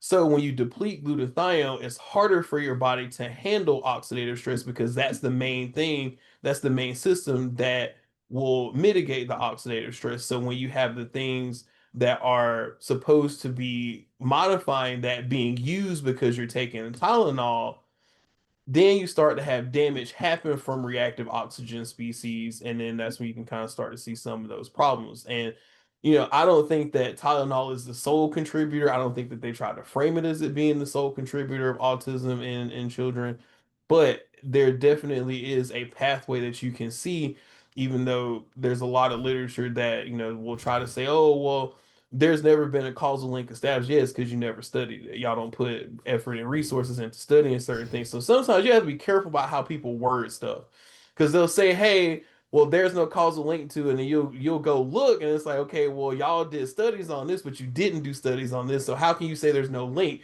There's no published link. That doesn't mean that it doesn't exist. It just means you hadn't looked for it. So, but you can start to connect certain dots and say, hey, if this thing is depleting the thing that stops oxidative stress and which is widespread oxidative glutathione. stress, yes, so the glutathione, and you have widespread oxidative stress that presents in people with autism, how can you not make the correlation between this thing depleting glutathione, creating more oxidative stress, and then the oxidative stress being a cause of some of your autistic symptoms? So there's a lot of stuff in there. And you know, that's kind of my theory. I think some of it has to do. I think the main contributor is going to just be widespread oxidative stress, and these So things can manifest as different things. Like we're all born with certain weaknesses, right? So I may do something. for me, it's light skinned women. Yeah, it's yeah, For you, it's man. light skinned women. So I may do something, and it may affect me in a different way than it does you. Like, so I could have issues with a disease and it presents as one thing, but in you it presents as something else. My organs could be stronger in that area, yours could be weaker. So I actually had a student today walk up to me. She was like, yeah, she's talking about some issues with her mom, and I was like, well, the thing is that most, because we were talking about lifestyle diseases and drugs for lifestyle diseases, and how the pharmaceutical industry basically just makes drugs for lifestyle disease because they make more money off of that, because that's how you get repeat customers. So she's like, she watches what she eats, she does all this, she has high blood pressure, and I was like, well, you can watch all of these things, but the problem is that this all kind of goes back to hormones, right? So even though she may not be, have a heavy salt intake or anything like that, there's some kind of hormonal dysregulation going on. Hers presents as high blood pressure, but in somebody else might present as diabetes. But it all falls under the umbrella of insulin resistance. So insulin resistance will present differently in different people depending on what your weaknesses are. And so that's a bloodline. That's something at the gene level, at the transcriptional level, that when you're talking about epigenetics, like that happens at the epigenetic level, and that's where we talk about diseases being passed through bloodlines. Doesn't mean it can't reverse, but it does mean that you'll be predisposed to certain things based on who came before you and what they had going on in their genes. Now you mentioned gluten. This might be a little ignorant. Gluten, glutathione, they sound like cousins. Is there some? No, so gluten is just is kind of like the sticky proteins in wheat. And so gluten. Go ahead. So gluten got the word glue in it. So sticky. Okay. Yeah. So gluten, aggregate, glue. So it's kind of like those gluey, sticky proteins. And some they kind of market some of these as like plant-based proteins, things like that. Okay. But the thing with gluten and dairy, so in some of the proteins can break down into like opioid-like products. So you have beta caseomorphins. So beta caseomorphin is a protein in dairy products that will break down. So beta caseomorphin sounds like morphine. Right. They both work on the opioid receptors. So there are different products that'll break down into small peptide sequences that will affect the opioid system. Wow. I think for gluten it's gliadenomorphin. Mm-hmm. If I'm remembering, I think it's gliadenomorphin. That's the protein inside of gluten that when it's broken down, it'll start to act on the opioid system as well. So it's definitely morphine. Just for the people out there, it's definitely morphine. It's not exactly morphine, but it's definitely morphine. And that's the stuff that makes you not feel, right? Morphine is like the stuff that makes you not feel. Morphine is clinical heroin. Oh damn. Clinical heroin. So if you from a city where heroin is abused, like a quarter spoon, yeah. Well, there's a few times that 158th Street in the Bronx was listed as the most dangerous neighborhood to live in all of America. That was that Blue Magic. A part of the reason, Blue Magic is exclusively at American.healer website. I knew he was gonna do that. But the grip is picking up. I threw him the alley oop to see if he catch it, and he dunked it. Hey, it was a sloppy catch, but I got. But no, serious. The heroin problem has always been like crazy in the Bronx, and heroin addicts, when they have money, they buy heroin. When they run out of money, they go to the clinic and they use the they use the morphine or the methadone, the morphine they get in the methadone clinic, but they get that. And once they get back money again, then they leave the clinic and they go get high, on their own dime, and then they get high on the city's dime, then they get high on their own dime and the city's dime, and that's how heroin addicts do their heroin thing. But then for the people that don't want to do the fancy designer street drugs, they go home with a pint of ice cream and watch Netflix because the ice cream got morphine in it too. I was about to say, I was about to go cheese. They on that blue cheese. Because I had the blue cheese problem real bad. Wait, hold on a second. Y'all going way too fast tonight. What do you mean there's morphine in the ice cream and cheese? Morphine. So wait, morphine is one of the reasons why I'm not a fan of children having cow's milk, because morphine is naturally in milk. So before we get to the cheese and the ice cream, we have to go to the breast. Mammals make morphine products and it goes into the milk, right? This is why when a baby drinks milk from its mother, it goes to sleep. It goes right to sleep. Yeah, because the baby just got high. The baby is high. So word is born, the eyes be looking sleepy, and I'm like, baby's high. That's not a fake. That's the baby is definitely high. But here's the reason. The reason why is because the milk has all of the nutrients required for the baby to grow. Right. The baby's mTOR system is on 5,000. It's on go. Okay. So the baby's cells are all replicating, replication. So the baby can grow. Mm-hmm. So the baby is put to sleep so that the baby's body can always be healing. Like when we talk on health channels about all the benefits of sleep and regeneration and healing and all that. Yeah. Nature wants your baby to kind of live in that space for a while. I got you. So breast milk has caseomorphine just kind of in there. The morphine's in there. But the thing is, it's made per size, right? So a human mother is going to make enough morphine to safely drip to a baby that's 7 pounds, 9 pounds, 12 pounds. Right. And then at a certain point, you wean off. Oh, but if you got this big ass heifer and she got milk, that morphine ain't built for my baby. Correct. That's built for like a 70-pound calf. Yeah, that's so there's the possibility that, at early stages, we're overstimulating, certain pathways in our babies. You know what I'm saying? Setting them up for later on, So let me ask you how this. But wait, I wanted to go back to something Tanei was saying. All right. Then I had to dip off to daddy, some daddy, stuff popped off, but Tanei was talking about how the body uses sulfur to get rid of drugs. Okay. And so not only does that deplete glutathione, but also the NRF2 system. The NRF2 system is also built around sulfur. That is the whole key. That's why sulfur is put in key places in the body, because sulfur is very protective. So the NRF2 system, which is the cell's primary defense mechanism, which you can go ahead and beef up at AmericanHealer.website.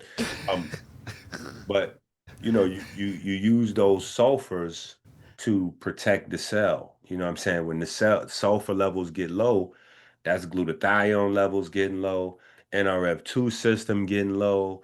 That's superoxide dismutase getting low. That's your iron sulfur clusters in the mitochondria getting low. Like there's a whole lot of things that your body uses sulfur for, other than not even just that. In the blood, your sulfur, what is that? The sulfur has to interact around the heme group with the nitric oxide synthase and all that to have successful, to have smooth blood flow. So you have a sulfated system running throughout the blood system as well. So sulfur plays a key role in protecting all of your tissues. So you have to think about this. If anything that you do to your body that might require sulfonation, that sulfur has to come from somewhere. So we go back to the medical papyri. The medical papyri always had, either garlic or onion listed in the formula. And populations that came behind them that wanted to ridicule what they were doing, those were one of the things that they ridiculed. They'd be like, oh, well, back in ancient Egypt, they never say Kemet, ancient Egypt. And just for the record, ancient Egypt doesn't exist. Back in ancient Egypt, when they were doing the medical papyri, they had some things right, but they didn't know anything because they were including things like animal feces and onions and garlic in medical recipes. And I'm like, wait a minute. Well, nowadays we're doing that in a different way. We have the sulfur, the different types of sulfurs that our body uses. And then we also have probiotics. So we no longer actually need to deal with the feces. We get feces extracts. What do you guys think is in the, what do you think all these probiotics is? That's all that's developments on chemetic, Wait, hold on, wait a second. So when they got the probiotics in the store, they growing that on shit?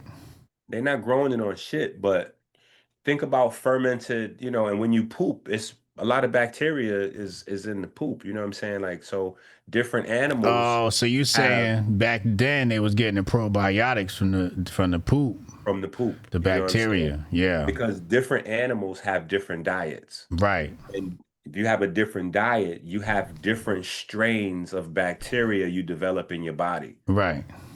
So it's so important now that there are people with autoimmune diseases that go to the hospital to get feces transplants. Wait, what? Feces transplants. That's a real thing. You change your butt? They don't change your butt. They just take poop from a healthy person and put it into a sick person, and then the sick person is no longer sick. Wait, how do you they shoving shit Let's not up get your lost. ass? Let's not get lost. Listen, let's not get lost. Go to just, if anybody wants to know more about feces transplants, just go to the Google demons. Just go. But what I'm saying is, since we're spending thousands of dollars on feces transplants and millions and billions of dollars on probiotics today, we can't violate the KeMedicine scientists because they knew what they was doing. But back to live action. Fecal microbiota transplantation, a medical procedure that involves transferring healthy bacteria from the stool, feces, of a donor to the gastrointestinal tract of a recipient. This is done to restore the balance of beneficial bacteria in the gut, which can be disrupted. Who want to buy my shit? Can I sell my shit? You probably could. I don't know. It might be happening to Heineken's on Friday. I was saying, you can't sell the FAFO shit. Nobody. Yeah, we might have to get that thing a few, you know what I'm saying? I don't know what happened at HotepCon, you know what I'm saying? But the other thing was back to the Tylenol. Yeah. Right? So the Tylenol has an interaction. And so here's where another thing Tanei said. So Tanei was talking about how science, so in commerce, right? So here's a problem that I had with research, or people that don't understand research, referencing research. Okay. Research is driven by grant money. Right. So say, for instance, I get a grant to do some research and find out something that supports ABC. Yeah, but the grant people don't like that.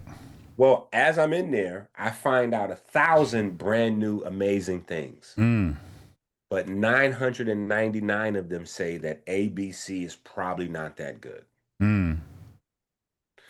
That one thing out of the 1,000 gets slapped on the bottle and used in the commercial. And the 999 things never get discussed. That doesn't even come to the surface. I put out my paper talking about that one thing, market that to the people, and then boom, we're gone. We never hear about those 999 things because I wasn't paid for those 999 things. And my NDA that I signed and my grant contracts and all that prevent me from disclosing the 999 things. That's true, Tanei? Tanei done died on stream. That's frozen. So everything doesn't come to the forefront. And so earlier, Tanei was talking about pathways and interactions and stuff like that. And so when I was mentioning mirror neurons, right? So you have mirror neurons. He might have texted us. I just thunderstorm. Oh, wow. Okay. Say less. So I was talking about mirror neurons earlier, right? And so the Tylenol doesn't affect mirror neurons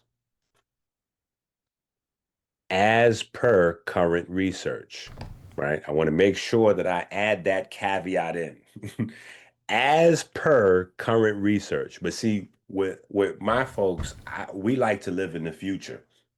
And when you learn the anatomy and you learn the physiology for yourself, sometimes you can operate 10, 20, 50, 100 years into the future. Meaning, right now, right, they're saying, and this is why we wrote the book on autism. So if you're interested in this stuff, please go get the book.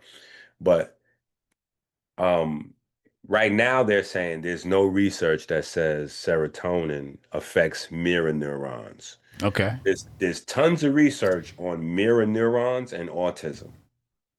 Right? Okay. So there's tons of research on that. Right. Right. Now, this new stuff with the Tylenol. When you look up Tylenol, there's tons of research on how Tylenol affects the serotonin system. I see where you're going with this. So Tylenol has a huge impact on the serotonin system. But if you try to find some research, because now RFK came out and he said the Tylenol here, autism here. He said you start with Tylenol, you end with autism. Right? There's no link, right? Going back to the research, there's no link that establishes how Tylenol can directly impact these areas of the brain that seem to have the greatest impact on autism. But if you do your own study of the brain, right? And you go, okay, so here are mirror neurons. Where are mirror neurons located? And then you find out the area of the brain where the mirror neurons are located. You will see that the area of the brain where mirror neurons are located is regulated by serotonin. So then you can walk it back on your own. You go, wait a minute. Okay, so mirror neurons affect autism. Serotonin does not affect the mirror neurons directly, but serotonin regulates the area where the mirror neurons are at in the brain. Like that environment. Tylenol regulates the serotonin. Wow. Tylenol's downstream. Serotonin, brain, cortices in the brain, mirror neurons, autism. Bam. So when they say there's no link, there's no direct link, but there's a whole bunch of indirect links. Well, I would just say that there's no direct link yet. That's why I said in the future. So in the future, give it 5 years, give it 10 years. If they keep following the research, they will establish the link. And then they'll be saying, here's the link right here. And we would have already discussed it on KeMedicine way ahead of time because the link is there. It just remember, with the grant money and the research, it just hasn't been paid for to be found. Hotep's been told you. Y'all heard it here first. Breaking news. So somebody has to pay for it to be found. Somebody got to fund that grant study. That's it. Because otherwise, if it's discovered in an incidental way, it'll never see the light of day. It'll never wind up in the paper, getting published. Because even that's got payola. Drake need to put a lawsuit up on the scientific journals. We need a Drake lawsuit against the scientific journals because there's some payola for spins going on over there as well. Yeah, Tanei, you came just in time. Wait, you have arrived just in time. Listen, it's been a slippery slope all night. So you might as well just say he came just in time. You might as well go on ahead with it. There's been a lot of inserts and pullouts and put-ins. It was a lot going on earlier. I was just like, man, if no one else is going to say anything. I got a question for y'all. Y'all going to have to... Thank you, Marquise. What the hell happened? Now this nigga done dropped out. I can't run a fucking show with these. They don't want nobody to hear the message tonight. The storm taking niggas out one by one. Damn. It's storming pretty bad here. All right, so here's my question for you. Right. Okay, you got to throw on your evil genius hat. If you wanted to make a bunch of autistic babies, what would you do to make a bunch of autistic babies, either in vitro or in vivo, a la le mama? Okay. So what I would do is I would try to induce the most low-grade chronic inflammation and oxidative stress possible without people realizing it. Oh shit. So you know how like you remember I think it was the first Batman reboot. I don't remember the first Christian Bale Batman reboot. I don't Dark remember Knight? yeah, not Dark Knight, the one before that one. Um I don't remember With exactly Ra's al Ghul? yeah, with Ra's al Ghul in it. That was my And shit. they put the opium powder. I don't remember exactly what they called it. They put Batman it in the water Begins, supply. yeah. Batman Begins, that's what it was. Yeah, Oh, and right, so they put it they in the were water gonna supply, have right. so they were gonna have the sound machine come in and vaporize all the water and spray all the powder into the atmosphere. So you're poisoning a resource that people all have to use, and you can't readily tell. So for us, that looks like stuff like taking Tylenol, microwaving your food, um, any other birth control pills. That's gonna look like regular interventions that you see or regular things that you see on your cell phone constantly being around you. Taking phone calls and having your phone, in your pockets. It chronically being exposed to things that are creating a an environment of constant chronic low grade inflammation and depleting the ways that your body is actually able to mitigate those things or make those things less destructive to your organs. So I mean there's a lot of stuff, all that stuff's being done already. You do it in the food, you do it in the air, you do it in the water, you do it in the lifestyle habits that you teach people. Chemtrails. People chemtrails, just there's a lot of stuff that you can take your pick from. But if I was doing that, I would try to be as insidious as possible, do it under the radar, and make it accepted. Make these practices things that are part of your normal routine. And if people try to say something, it's like, oh, like what, you don't do this? And it's like, yeah, no, I don't do it because this is because this happens if you do that. So then if you look at a lot of facets of American life, you can see that's the kind of program we got going on. Dr. EnQi, Yeah, I'm what going was to that need you to question? put your evil genius cap on.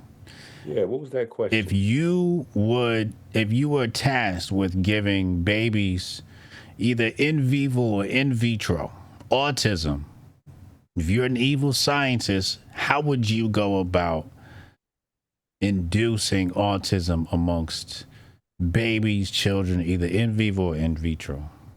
A la le mama. I would wait in vitro. Yeah, inside Just go with it. inside the womb or Just go with outside it. the womb. Just go with it. We know what he's trying to say. Just go with it. I'm working on my scientific lingo. Okay. Like, wait, in vitro? What is AJ talking about? We know that's in a tube, but we know Okay. what HJ trying to say. Like, just let him just go with it. Yeah, I mean, can I go out on a limb and say the way they're already doing it? Sure. That's crazy. No, I would just say No, if you're saying that's your answer. no. Let me take that off the table. I would just say that I would put my evil genius hat on. I would just put it at the supermarket, put it in the restaurants, put it in the food. What are you putting in the food? I mean, what are you putting in the restaurants? What are you putting in the food? Tylenol? I'm putting Tylenol. We definitely going. We're going to add Tylenol to the evil genius bag. Sea oils. And what we're going to do? Wait. No. Before we even move away from Tylenol, because you got to see how the evil genius trick bag works. If I'm in my evil genius bag, right? What I'm going to do is take the natural processes that a mother goes through from pregnancy, and I'm going to turn those into problems that Tylenol can solve. So when a pregnant mom deals with this, she'll be suggested to go get that. But really, what pregnant moms need to learn how to do is stop listening to Margaret Sanger propaganda and just shut up and deal with it and be pregnant. Wait a minute, EnQi, that sounds so sexist. Are you saying that I should not be able to work a 9 to 5 and then dribble a basketball at the same time and run marathons and sprints all while I'm 8 months pregnant? Yeah, that's what I'm saying. You need a nap time. You need to have a nap time. Just go on and lay it on down. You know what I'm saying? Go on and lay it on down. Not even that. You also need to have regular vaginal births. Like push that baby out your coochie. Stop getting them babies cut out. You cutting off half your baby's immune system having them C-sections. That's why your babies get sick all the damn time. And then they cut the other half off by feeding the baby out of a can. Like you done already got rid of the microbiome. Now you getting rid got rid of the outer immunity. Now you getting rid of the inner immunity. But yeah, my evil genius, I would set it up so that the natural ups and downs of being a mom are now seen as things that medicine should get rid of for you. So these is part of the reasons why women don't see, and not even just women and men, they don't see like motherhood as a badge of honor anymore. It's not a badge of honor because you didn't go through it like a champ. You didn't deal with it, the bumps and bruises that come along with the grind. You know what I'm saying? Like you went and got some Tylenol. You know what I'm saying? Like, yeah, you ain't do it for real. Yeah, you gonna ride that thing out. You got the shot in your, you got the what they call that needle in the spine? Epidural. Yeah. The epidural. You done went and got you the epidural. You don't know. So they like, men, y'all don't know what childbirth feel like. I'm like, hold up. You don't know what childbirth feel like either. How dare you say we don't know what childbirth feel like and you ain't had no baby? I got 2 babies. You got 2 epidurals. 2 epidurals. So you do not know what childbirth feel like. You got an epidural and a C-section. You don't know what childbirth feel like either. Get up and sit over here with us men since y'all want to be like us. Sit over here with the men since you don't know what birth feel like. The crazy part about that too is that they put you in all these unnatural positions after you've been in an unnatural position through most of your pregnancy. Your hips are locked. You have no hip mobility. You have no ankle mobility because you're not supposed to be laid up in a hospital bed. Gravity's supposed to be helping you get the baby out too. Like you're not supposed to be leaned back, on these stirrups, in this sterile environment, pushing a new life into the world. Like it's man, when you get real deep into the hospital game, man, it's some nasty stuff that come out of there, especially when you look at the history of gynecology. And a lot of the instruments that they use in that setting, man, it's a wonder that I understand why people see childbirth as an inconvenience and as something that is not necessary because they talk about the experience as something that's alien, where it's like you have this thing that's been parasiting your body for 9 months, been causing you all these different pains. Go to the hospital. The hospital is supposed to help you take that pain away. And there's nothing joyous or beautiful about pregnancy and childbirth that's come out of the medical establishment. Everything is negative. we're gonna do this, and like, oh, we're gonna help you take away the pain. It's not we're helping you welcome this new life. Is we're gonna make you as comfortable as we possibly can using our drugs so that you can get this thing out of you. It's just like the whole process. There's nothing holistic about the process at all. Damn. It starts with the father of modern gynecology. J. Marion Sims, better say that. You better say that.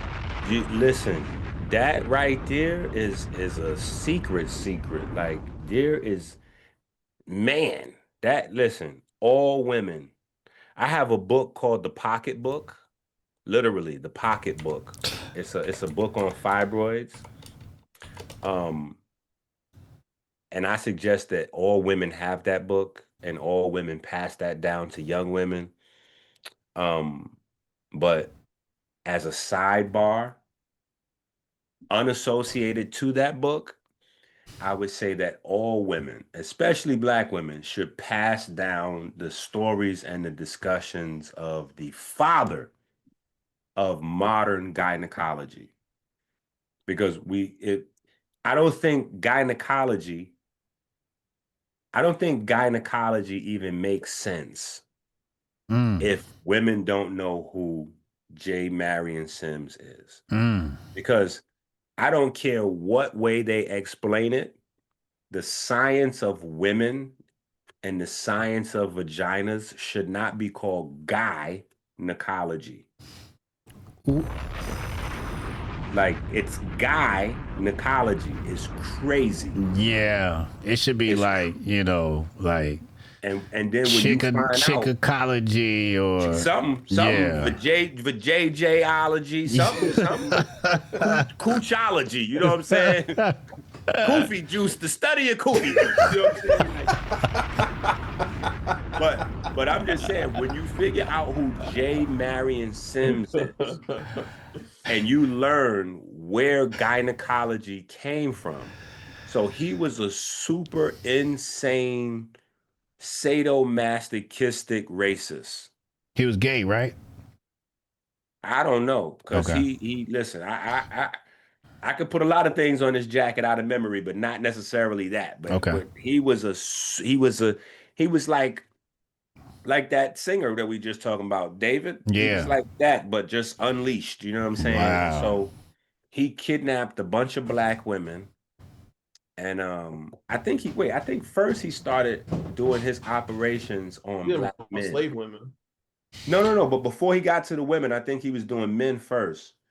Because remember, he was in the so remember, I don't know if y'all know the history, but barbers have a history mixed with doctors. Correct. And so some of his early experiments was cutting the bones out of Black men's faces and all that in barbershops, and he did a lot of wild stuff. But eventually he kidnapped some Black women and he did experiments on them, keeping them pregnant. So he's raping them, perpetually raping them, keeping them pregnant, and doing all kinds of wild experiments on them during the pregnancy, during delivery, killing babies. I mean, just everything, everything that bad that you could think of, he was doing to these Black ladies and these babies coming out of these Black ladies. And this ritual torture became gynecology. Man, a lot of the instruments, a lot of like, the stirrups, I think it's called a speculum, like the little duckbill joints. Bruh. That's all stuff from him. Like all the uncomfortable stuff that y'all hate about these gynecological exams, they all came from experiments on tortured slave Black women. Yeah. Y'all reliving slavery? No, it's speculum. Damn, Keisha said wild. What? Yup. It's wild. Yup. Got your legs in the air like a kidnapped slave. So if women don't know, like for instance, and this is why I be telling folks, y'all gotta be careful with being mad at white folks. White folks still helping. White folks still part of the Underground Railroad. You know what I'm saying? So you gotta salute white folks, because if it wasn't for white folks, Black women would still be having their uteruses removed. Like that's something that just recently stopped in the last couple decades. What do you mean? What? Meaning, okay, say for instance, like the 50s, 60s, 70s, a Black woman could go into the hospital and say maybe she has an itch down there or she has a pain in her pelvis somewhere. And they'd be like, okay, we're going to take care of it. She go to sleep, they put her under. She wakes up a couple hours later and they be like, hey, we fixed you. Be like, oh, great. Yeah, it feels amazing. I don't feel that pain anymore. They're like, yeah, what we did was a partial hysterectomy. So you're straight. You'll never be able to have children, but don't worry about it. You'll also never have that little pain or that little itch. You're good. And they're like, wait, whoa, wait, what? I didn't give you permission to cut out my vagina. Wait, what are you saying? Yeah. So partial hysterectomies and hysterectomies were flying in the Black community, period. In the women's community, period. But it's super prevalent among Spanish women and Black women that almost any reason they went to the doctor for their vagina, they could wake up with partial hysterectomy or full hysterectomy. And it was our white sisters. You know how they get down. Not in our neighborhood. We're shutting it down. We want full transparency. And so, thanks to our white sisters, the laws were changed. Some protective mechanisms were put in place. Damn. You know what I'm saying? Not to say that Black sisters weren't on the front line with the struggle and all that too, but you better clean that up. Yeah, clean that up. Yeah. The machine didn't move until no, ain't nothing to clean up. We got to knock it off. The machine wasn't moving until a white lady said this is a problem. Black ladies were waking up and complaining about missing vaginas. It was like, hey, take 2 of these Tylenol and call me in the morning. You know what I'm saying? Take 2 of these Tylenol, call me in the morning. You'll be fine later on. You'll be fine. Don't worry about it. Shout out to the Moss. Yeah. But Cat said Nazi science techniques. Damn. Yeah, no. Not Nazi science techniques. Those are American. Those are homegrown. Go look up the Nuremberg trials. Like when the Nazi scientists were on trial, they were like, "Wait, what is the problem? We got this our books come from America." Yeah, they were like, "All of our books come from America. This is not Nazi science. This is American science. Have you guys not been studying Margaret Sanger?" They're like, "Wait, no, we got this for you guys."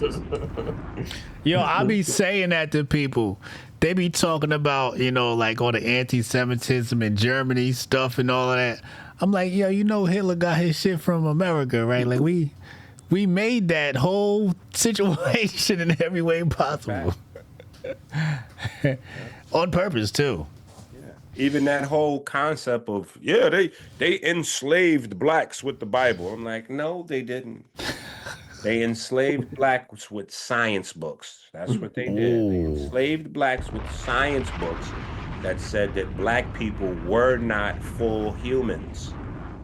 And so because of that, because of them being less than human, it wasn't so bad to torture the Negroes. Negroes aren't fully human anyway. That's classic propaganda. You gotta destroy somebody's image before you can destroy them physically. But the crazy part is how long it lasted. It lasted all the way up until the 90s. When did that book, let me look up and see when the bell curve came out. Because some of this stuff sounds like it's really a long time ago, but this really was like 5 minutes ago. It was really what else is wild too, when like you see things from the past like replaying in the present. Like, COVID to me was the clearest example of that, where you engineered this response to this thing that's not as serious as the government and everybody else is trying to make it out to be. And it's like, man, if you start, taking leaps, 15, 20 years at a time backwards in the history, you start seeing a lot of similarities in, certain epidemics and pandemics that go on. Listen, 1994. The Bell Curve book was released. And the Bell Curve book was released based on William Shockley's research. William Shockley is considered to be the father of modern technology from Silicon Valley. And he was promoting all of these ideas that come from Galton and Darwin. And actually, Hitler, when Hitler was in prison, he was studying Darwin and Galton. And so those ideas went into the Hitler program as well.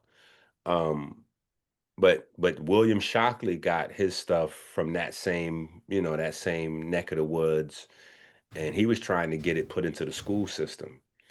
And Frances Cress Welsing on Tony Brown's show, she debated him and debunked him and all that, and woo, woo, woo. You played that video on Hotep Thursday. That's the same one. Mm-hmm. Oh, okay. I played the Frances Cress Welsing video. Let's go. That was William Shockley, right? Mm-hmm. Yeah. That was William Shockley. And his research was later turned into the Bell Curve book, which came back out in 1990. Which not came back out. His research came back out in that book in 1994. So I'm saying this is not old stuff, because if you, I'm almost 50. So I mean, okay, I'm born in 1882. I'm born in the late 70s, or my 18. I'm born in the late 70s. So anybody born in the 70s or 80s, you lived through the 90s. You lived through the 90s. I lived through the 90s. I did, yeah. Yeah, so you lived through this time period where they was trying to reactivate and propagate this bell curve science. You know what I'm saying? Wow.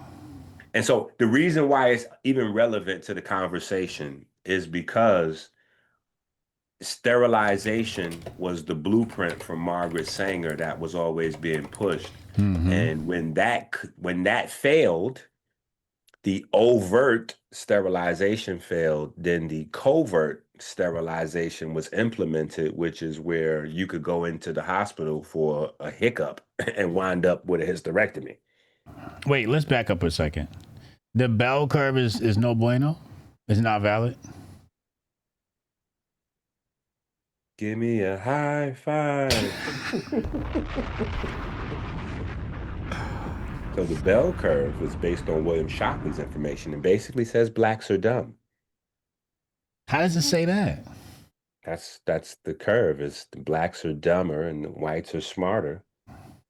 And this is based on the out of Africa theory. Yo, because I see, this is funny you say this. I just want to make sure I double down on that. All this racist propaganda is based on the out of Africa theory. Huh? Yeah, see, that's why, I be trying to tell folks, you got to be careful when these theories, you got to be careful what we support. So the people supporting the out of Africa theory, just know you're supporting the basis for all of these wild, crazy, racist ideas over the last century or so. Explain that. Because out of Africa theory basically says there were monkeys, then there were black people, then there were white people. Right. And as nature is creating, nature's getting better at creating. Oh. And so the black people are way smarter than the monkeys.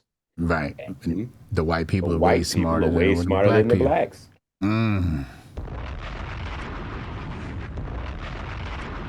So I be looking at all these black folks. It's like, no. So the out of Africa theory states that the black man was the original man in Africa, and all people of the world come from black folks. I'm like, hey, watch that. Be careful with that. Don't just who told you that? Who told you that? Who told you that?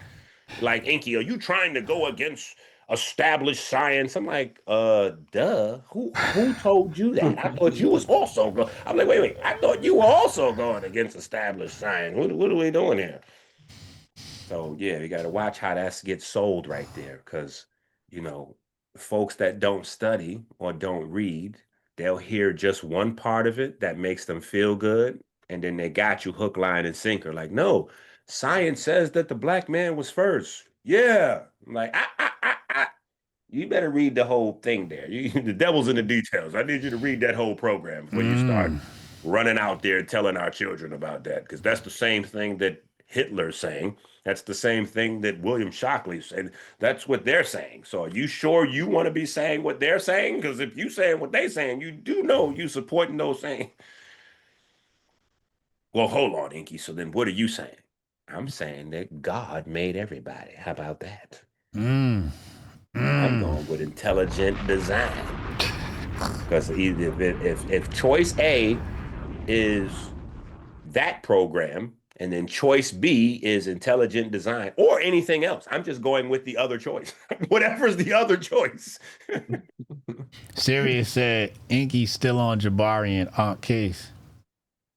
No, this is just facts. This is how I became on their radar, and this is 20 years. But these are my core beliefs. Like I don't support that. So tell me if I'm wrong. I'm gonna try and answer a question here. Tari says, so where we were first, or is it the way they teach you have an issue with?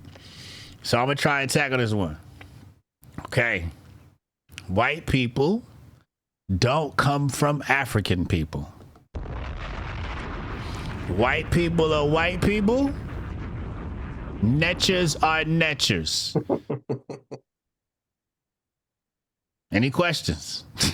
I'm going to go ahead and I'm going to double down on that one. I'm going to go ahead and I actually think that's a pretty good one there.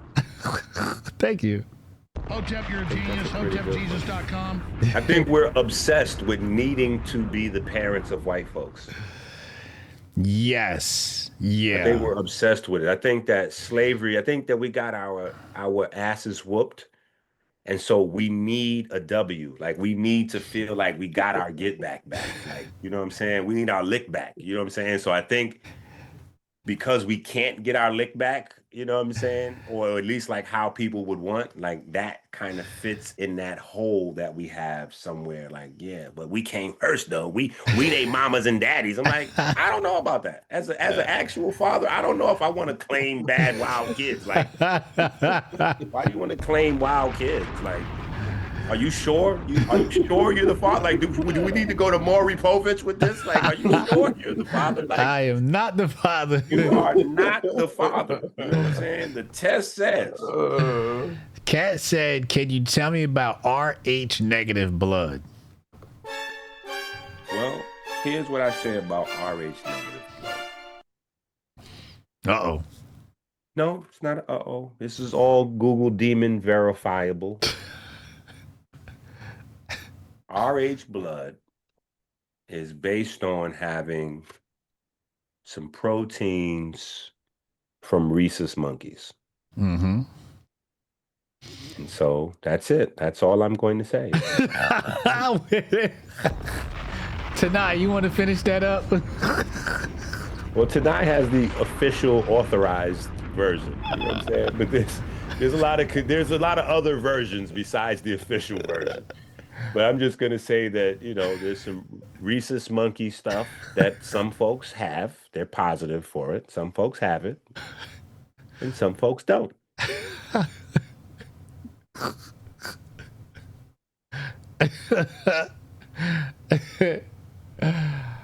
All right, so going back to Tylenol, so we're talking about Tylenol and autism, and you know, it's a real heavy topic, man. I just couldn't imagine having, you know, my kid have autism because of Tylenol. That's a real heavy bag to be in. So, you know, shout out to, you know, those parents dealing with that. That's tough. It's a good save, Tanei. That's a good save, Tanei. It's a real professional save right there. Yeah, because HJ be hand cooking. That's in the chat. That's what the chat said. One of the rhesus monkeys in the chat. The chat says hundreds of things, HJ. Not the chat selecting these things, okay? You're hand selecting the most controversial potential takes from the chat. It came from one of the rhesus monkey holders, so it's just, I'm just saying. You know, blood groups are very, very interesting. Because a lot of how blood groups are organized are just by glycoproteins and the kinds of glycoproteins that present on the surface of your red blood cells. And, you know, I don't think that that's something that you can really do justice in a single question, because blood groups will also control a lot of inherited and hereditary traits, diet related things, sunlight related things, like just how your body is processing information as a whole. is no, trust me. Those blood groups have a lot. You got to give it its due respect. So maybe that's an episode that we can do. Where actually, no. You was right. You don't say that last part. Just you was right. We veer away from it because see, I learned over time to leave that alone and give short answers, if any answers, and then go away, because people will ask you a seemingly innocent question. But the question is loaded. The question is loaded because if you go through the internet, there are people that believe that the Rh negative means that those are the Anunnaki, or those are the people from Aldebaran, or those are the Dogon tribes from Sirius, or the people who are Rh positive are actually from the Dracula bloodline, and it's crazy. We got young Pharaoh in here for a special episode. No, we do not need to get young Pharaoh in here. See that right there? Listen, hold on. That right there is the type of question that young Pharaoh would get millions of views on. Period. Because he's going to step right in. He's going to step all the things that are first of all are incorrect, but are controversial. He's going to double down and swear on them. And he's going to finish it up with saying he knows this to be true because the aliens abducted him and told them himself. Like he had a face-to-face with the aliens. And while he was having a face-to-face with the aliens, they were telling him that either the black folks were aliens or that the white folks were aliens, which is the reasons why he was abducted. Negative, and he was abducted by aliens. Oh my goodness. Young Pharaoh was abducted by aliens. This is my point.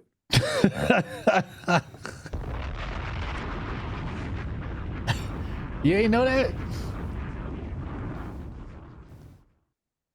I know that the Quran says. No, I love this. Islam handles this the best. I think Islam has the best take on alien life and UFOs. Okay. And it's I don't know it exactly, but it's basically Allah is basically kind of saying like that's none of your business. Yeah. Don't worry about UFOs and life on other planets. You need to worry about life on your planet. You know what I'm saying? Folks ain't called their mama. Folks ain't raising their kids. You can't even get along with your siblings. You can't. We got plastic in the ocean. You can't handle life right there on Earth, and you worried about what somebody else doing on another planet. That's you out of pocket. So focus on your house. And then you get to worry about somebody else's house. Yeah, that's why they're talking all this shit about, oh, we found life on Mars. Who cares, bro? I don't live on fucking Mars. Like, why are we talking about this? I live not yet, at least. Like, what are we doing? The only thing I'm sure of is that life on other planets would kill Earthlings. Period. Period. Any life from another planet would kill Earthlings immediately. It doesn't matter whether you black, white, even if the life on another planet is the Kemetic people that left and disappeared and now they coming back for the black. If black folks from here went to planet Kemet somewhere and they saw you on the way, they would blow up your ship. Period. Period. They would not be interested in allowing you to come to their planet. Unless they met me. If they met me, I'm coming back with a blue hoe quick. I'm not sure. Blue hoe and blue babies. They might not blow up your ship, but they might just meet you mid-space. Like, hey, here's an emissary. Yeah, we're going to gas you up right now and give you some food. Bust a U-turn, Chad. We saw what you was doing. We like you, so we ain't killing you. We're definitely not letting you into our airspace. You gotta fill you up right here.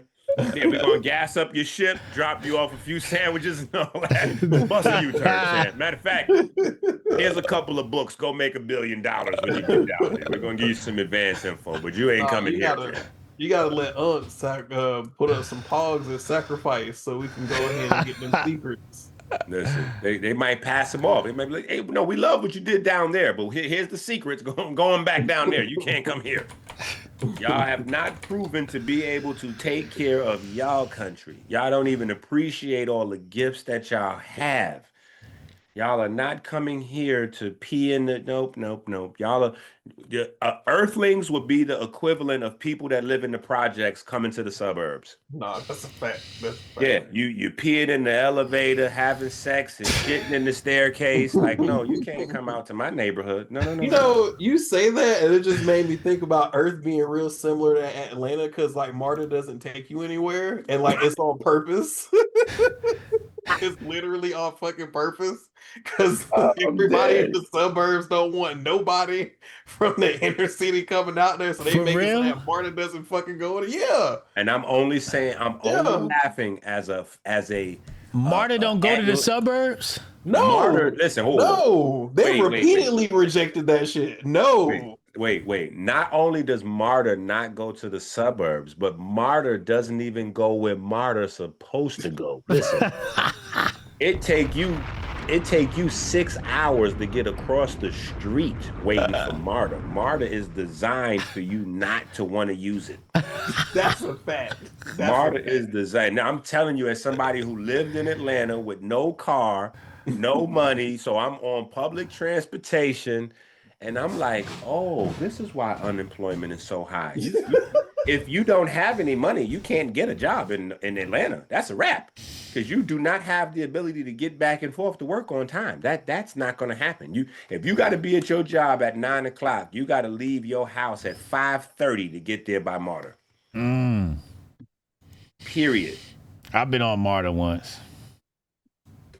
You got to take MARTA as a tourist, like you just want to enjoy an experience. Yeah, like, it was. Yeah, well, y'all got a train. Let me experience it. Then you go down and you're like, wait a minute, y'all got carpet on the subway. This is crazy. MARTA was a wild experience because we were literally going down the street and we waited like an hour for the train. Yes, that's how, bro. I'm not playing. I'm telling you the real I was like, deal.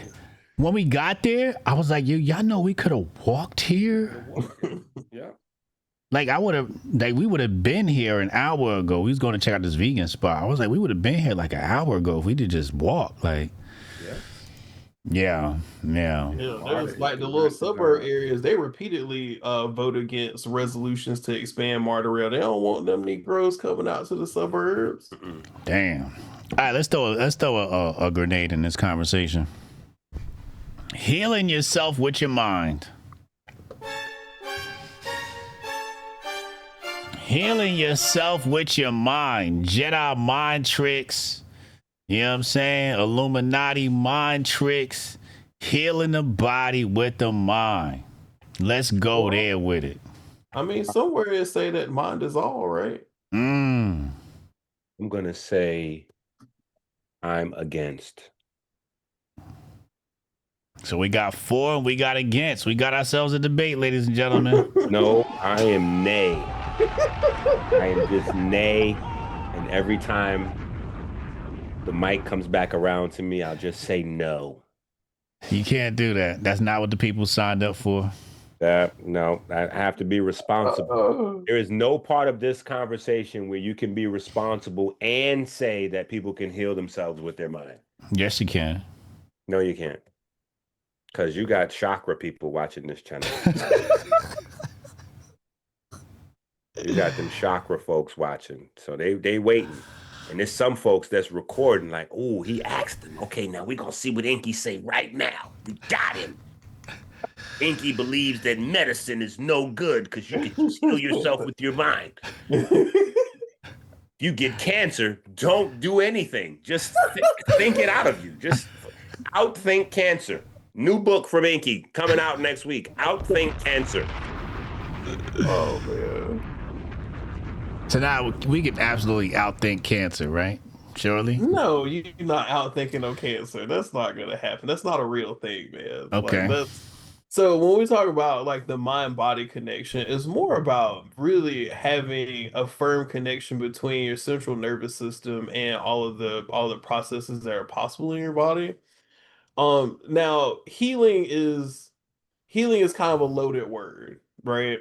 Because it depends on what is the context of how you're using your mind to quote unquote heal your body. So we're talking about, placebo effect, the nocebo effect. where, the placebo effect, you take a placebo, but you think it's the real drug and you experience the effects of, that what the drug is supposed to give you, even though you're not taking the active pharmaceutical ingredient. Now, there is evidence in the literature that suggests that simply thinking about some things happening in your body can make them happen, but the examples are limited. So, for example, you talk about neuromuscular development, right? So there are papers that show that just the act of you thinking about lifting something, or the fact of you thinking about making a specific muscle contract and relax, when they come back and test the strength in that muscle group later, they do see that it has gotten stronger. Now, there's a difference that you have to make in strength versus hypertrophy, because hypertrophy looks at muscle growth, doesn't look at muscle strength. So those two can be independent from each other. Just because you have big muscles don't mean you have strong muscles, because part of muscular strength is muscular recruitment, and that is controlled through your central nervous system. So in a way, you are lifting weights with your mind, but you're using it in such a way to make your muscles stronger through better recruitment, not necessarily through making your muscles bigger. So you can't absolutely think about some things in your body and they can have some effects, but to say that it's a broad stroke, oh yeah, you can just heal yourself by thinking about it. That's a little. Can I get a turn real quick? I just want to get a turn. Yeah, go ahead. No.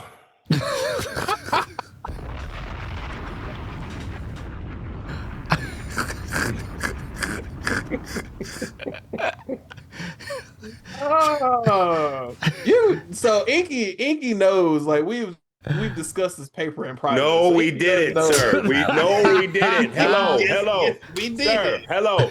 Do not violate locker room privilege. I got screenshots if y'all want the screenshots. I got the text messages right here. What are you? Hello, sir. That is locker room privilege. You buy some moon rocks, I'll send you the text messages. Moon rocks is $280. You buy the moon rocks, I'll send you the text messages in the email. Come along with your receipt. It's terrible.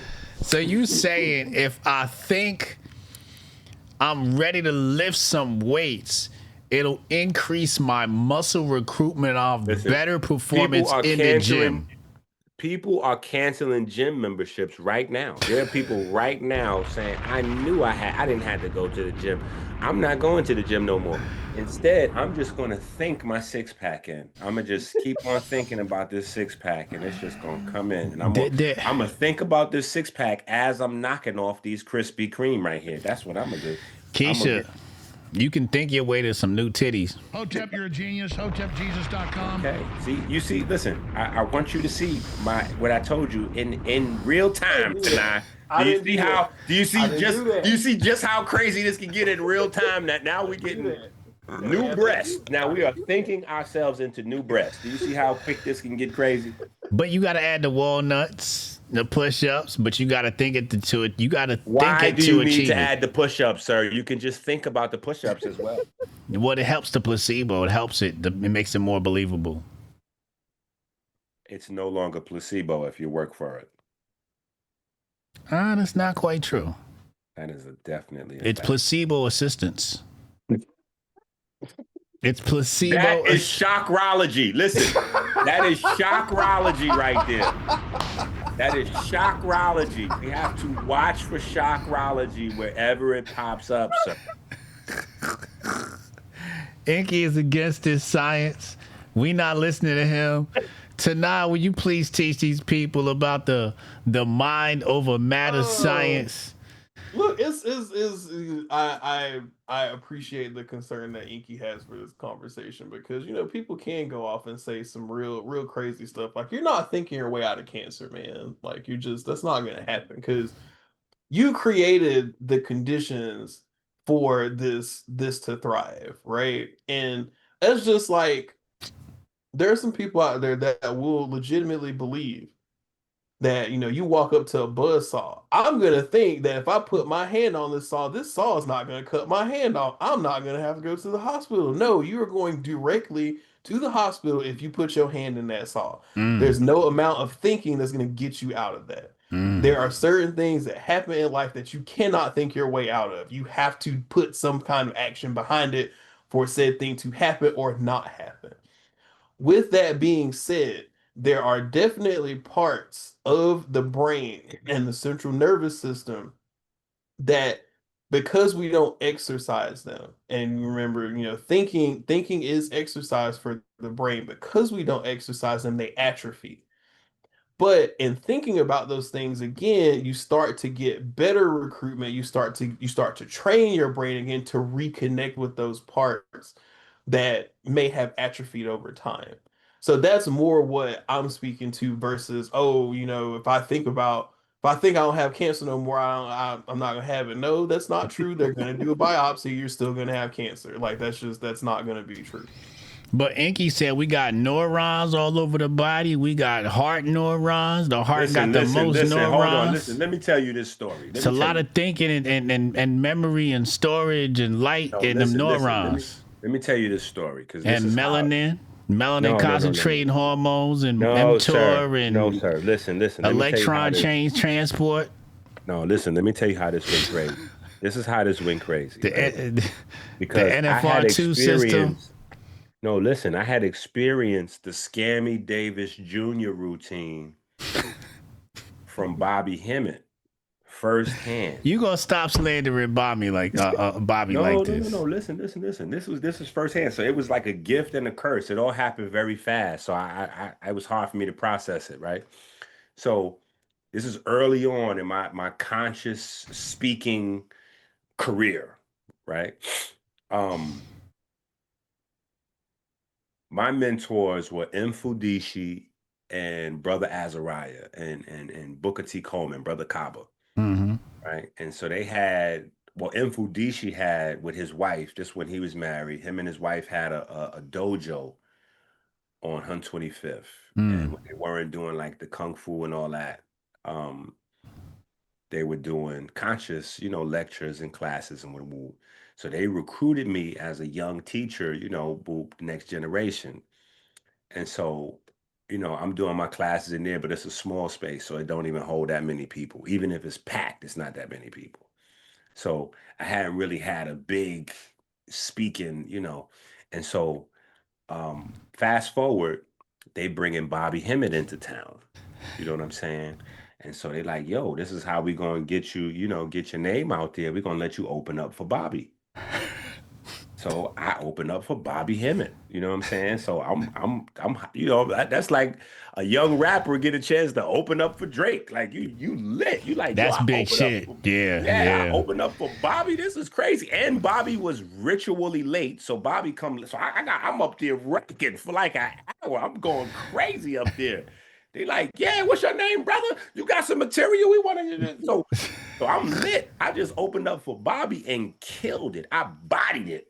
I'm super hype. I'm super appreciative that they gave me a shot. Azariah's wife, my Jade. You know what I'm saying? She was like God. Like she had a motherly vibe for my babies. You know what I'm saying? Like a godmother. So I was lit. You know what I'm saying? So Bobby does his thing, and then the end of the lecture comes around, and at the end of the lecture, they nudging me. They're like, now get ready. This is the best part. And so I'm like, no, this is the end. This ain't the best part. Like, no, get ready. This is the best part. And so Bobby's like, now I brought them things with me, and he started going into his spiel. And he's like, yeah, so we're going to do a special today. The angel check's going to be $50. I'm like, angel checks? He's like, yeah, now these angel checks, you're going to take the blank angel check and you're going to write any amount of money you want. And you're going to be able to cash these angel checks with the ancestors. I'm going to give you the magic rituals and whoop, whoop, whoop. And so I realized we're being conned right now, right? So now, all of these people that I have such high respect and reverence for, I'm looking at them pulling out money to buy angel checks. I'm from the Bronx. I'm from the block, the neighborhood. I'm like, we have a word for people that buy, like, like swampland in Florida. Like, like, wait a minute. You guys just went from my elders, teachers, idols, mentors to like idiots. Like, what are we buying angel checks? I don't have angel. Why did I bring some angel checks to sell? Like, wait a minute, what is happening? So all right, so boom. So there's that, right? I'll get off the box. Chat. I got the angel checks right here. We got the angel checks right here. Oh my 10 gifted subs. I'm writing your angel checks tonight. We gonna communicate with the ancestors. If you buy now, I'll send moon rocks with it. I got the angel checks right here. Don't listen to EnQi. The placebo is real. The ancestors want you to be rich. No. Listen. Wait. The ancestors do want you to be rich, but not angel checks. But listen, here's what I'm saying. You gotta tell me your date of birth. I gotta put your sun sign on here so we know what star system you came to this realm from. And then each one of you has an angel associated to your star realm. So without your date of birth, I'm not gonna be able to contact your ancestors. So make sure y'all. This man got a galactic commercial code. Wait. So look. I forgot about that experience though. That was just something back in the days with the old school cats, and I never really thought about it again. Yeah. Right? Fast forward, right? Fast forward to 2020. Right? Fast forward to 2020. We out there in the middle of the onset of COVID. Mm-hmm. So everybody wants health information. Right. Everybody wants antiviral support, antibacterial support, Yeah. anti-everything. Mass. Yeah, everything. So people was hitting me up with every type of possible question you can imagine. Lysol for the coochie, the whole nine, yeah. Stop it. And then out of nowhere, I start to get a flood of people asking me about chakras. I start to get a flood of people asking me about chakras. Okay.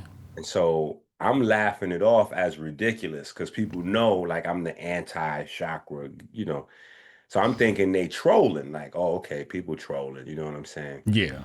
And so somebody eventually actually sends me a video clip instead of a question. Mm-hmm.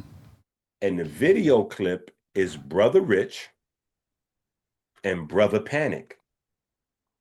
And Brother Rich and Brother Panic are running a $99 special where Brother Panic is explaining the Brother Rich and Brother Panic special. And Brother Panic is telling people that they don't need herbs, they don't need vitamins, they do not need exercise, they do not need medicine, they do not need vaccines. The reason why they're susceptible to COVID is because their chakras are not activated. And that he and Brother Rich have the program, and they've got this program because Brother Panic was closely studying with Bobby Hemmett. That caused me to go to war. So I had to launch a anti-Brother Panic, Brother Rich, and Bobby Hemmett propaganda campaign aimed at knocking the nonsense out of people's minds because people were signing up to get their chakras realigned, activated via Zoom or StreamYard. I was like, hold on. So let's see. I was like, so hold on. Let me tell you how many levels of dumb you are. Okay. So first of all, there's no such thing as chakras. Second of all, if there was a such thing as chakras, they wouldn't be able to be activated over the internet. Nobody would be able to activate your chakras at 100 however many people's in the live stream. Okay, boop, we're gonna do a live stream. You in the live stream, we're gonna activate your chakras in the live stream. Did you hit the StreamYard link? Hit the StreamYard link. Wait a minute. And then the people, I'm like, so wait a minute. So how about if you don't catch the live stream and you just rewatch the video later on? They wasn't even talking to you. Like, you think your chakras got activated too? I said, no. This is pure madness right here. We just went crazy. And the thing is, the people that was signing up for the program, like the people that, and they weren't the only type of people that were taking advantage of people during this time period with this type of propaganda. They were just the only people brought to my attention. But the people that were out there weaponizing this type of idea were leaning on the science that speaks to the placebo effect and some of these other things. So when they would quote some papers and go, so here's the placebo effect, woo, woo, woo. These are people who have active chakras that either they actually activated their chakras or just based on their lifestyle, they have active chakras and not even know it. And so they've healed themselves through the chakras, but they didn't even know they were doing it. And I'm just looking at all this on the internet like, oh my goodness. Okay. So I have to say no. I just have to say no. But Tanei's not one of those people. He's not one of those people. But they're all watching. They're watching. They're all watching right now. All of those people who purchased that program for Brother Panic are in the audience right now saying that we love Bobby Hemmett. How did Brother Panic die? No comment. His chakras were activated. No comment. No comment. I refuse to. I'll say the true things about somebody who's passed on, but I won't. I'll respect his transition. Brother Panic dead. How did he? Do the Google demons even know? He didn't die. He ascended. There we go. See, I told you they are in this chat room. I told you they in this chat While room. his death was publicly announced, the official cause was not widely disclosed. This led to Is speculation. that somebody in the chat or that's the Google demon? That's somebody in the chat. Okay, there you go. I told you them people was watching here. I told you. That person that said that right there, then bought that program. That's a certified fact. They bought that program. Trust me. They bought a few of them programs. They done bought a few of them programs. I told you they watching. You have to be careful, man, because people is going to take these things we say and run with it. He said he ain't buy it. He said he ain't buy the program. He bought that program, and he had to drink 20 cups of coffee a day with it. Nah, Rob catching strays was crazy. Shout out to Rob. Sorry about that. 20 cups of coffee is going to live forever in infamy. That is crazy. Yo, think about it. We're only awake for like 16 hours a day. Like, yo, 20 cups of coffee is wild. That is a lot of coffee. You got to be having like a cup and a half an hour. Like you. Well, white people drink coffee like it's water. Stop it. There's no white folks drinking 20 cups of coffee a day. That's normal for white folks. That is not normal for white folks. If white people could get a coffee IV, they'd get a coffee IV. That may be true. But they are not drinking 20 cups. Listen, that's the reason why they invented all those stronger types of coffee. Where's the dude in the chat? Espressos and Maximum, whatever. Where's Rob? Where's Rob at? Rob what you said? What you said tonight? The macchiatos? Yeah, all that, all them strong, super strong. That's why they not trying to get 20 cups. She said 2.5. 2.5 cups. Where's Rob? Rob said he lift 300 pounds. No, what do you say? 3 tons? Listen, if Rob stopped drinking that coffee, he gonna be back to lifting 150 pounds with the rest of us. Rob is coked up on caffeine. Tanei, will you please tell them placebo effect is real? You can heal yourself with the mind. It's assisted, right? It's mind and medicine. It's mind and herb. There's definitely Hey. Don't be mixing in the chakras with the herbs, sir. You try to slip that right in for you grab the mic and just like let that be on the record. No, sir, we are striking that from the record. Chakras do not work with herbs. Mind and herbs. I'm striking that from the record right now too, because somebody in the chat believes mind is chakras. Listen, we are just all chakra things that way. We are going that way. How is mind chakra things? Chakras is not real, so you cannot get people that believe in unicorns or the Easter Bunny to like get in reality, sir. They're just all over. Mind over matter. Mind controls our world. Placebo. I'm trying to tell you, these people is going to tell you that when you say mind, ask the chakra people. When you say mind, they're going to tell you that's the crown chakra or the third eye. Listen, these chakra people is not to be stopped. They can't be stopped. When you say mind, they didn't hear you say mind. They heard purple flower or lotus or something. They heard something else. I'm telling you, the chakra people we can't not be stopped. worried about them. They're not going to make it. We worried about the Hotep Stannies. Hotep Stannies, they got you. You know what I'm saying? Tonight, can you tell the people, man, what's going on, man? We need a chakra vaccine. We need a chakra vaccine. That's what we need. We need a wide dosage chakra. In fact, we need to pull a Hitler. We need to be able to put the chakra vaccine in the drinking water. We just need to hit the whole population without their without their permission, without them even knowing what's happening. Just put the chakra vaccine in the drinking water, and then that's it. I'm about to have you debate my Reiki healer. She be realigning my chakras. Oh my God! See, and that's what look, that's why I exist, because see, the chakra people pollute everything.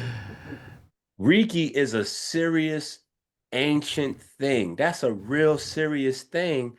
And then they done muddied it up with chakra. You know, like, no, the Reiki is not working on, through, or powered by chakras. We have to stop this madness. Oh, so you do believe in Reiki? Absolutely. Wow. Reiki is comedic science. Is it? Absolutely. Don't you see them doing this on the walls and yeah. Of course, that's comedic science. So what is that? What is that doing? What is that? That's some Jedi shit? I can't even mix that into a chakra conversation, sir. I can't even begin to mix that because somebody gonna say we got chakras in our hands and all that. Like, we can't. We just have to have a pure, unshock-rated conversation. Unshock-rated. Have to have unshock-rated. You know what I'm saying? Like you sulfonated. We have to have an unshock-rated. You know, it's got to be a pure conversation. Oh boy, that's crazy. So yeah, go back to the whole mind connection to the body. What happened to Tylenol and the babies, man? We was working on autism and the babies and the Tylenol. We finished that already. Found a way to load this conversation up. No, sir. With trollology. No, we talked about this. We talked about this in the chat. Stop taking that thing out. What kind of case is that? What is that? Don't worry about that. We talked about a chakra case. What is that? That is crazy. This is madness. What is going on, people?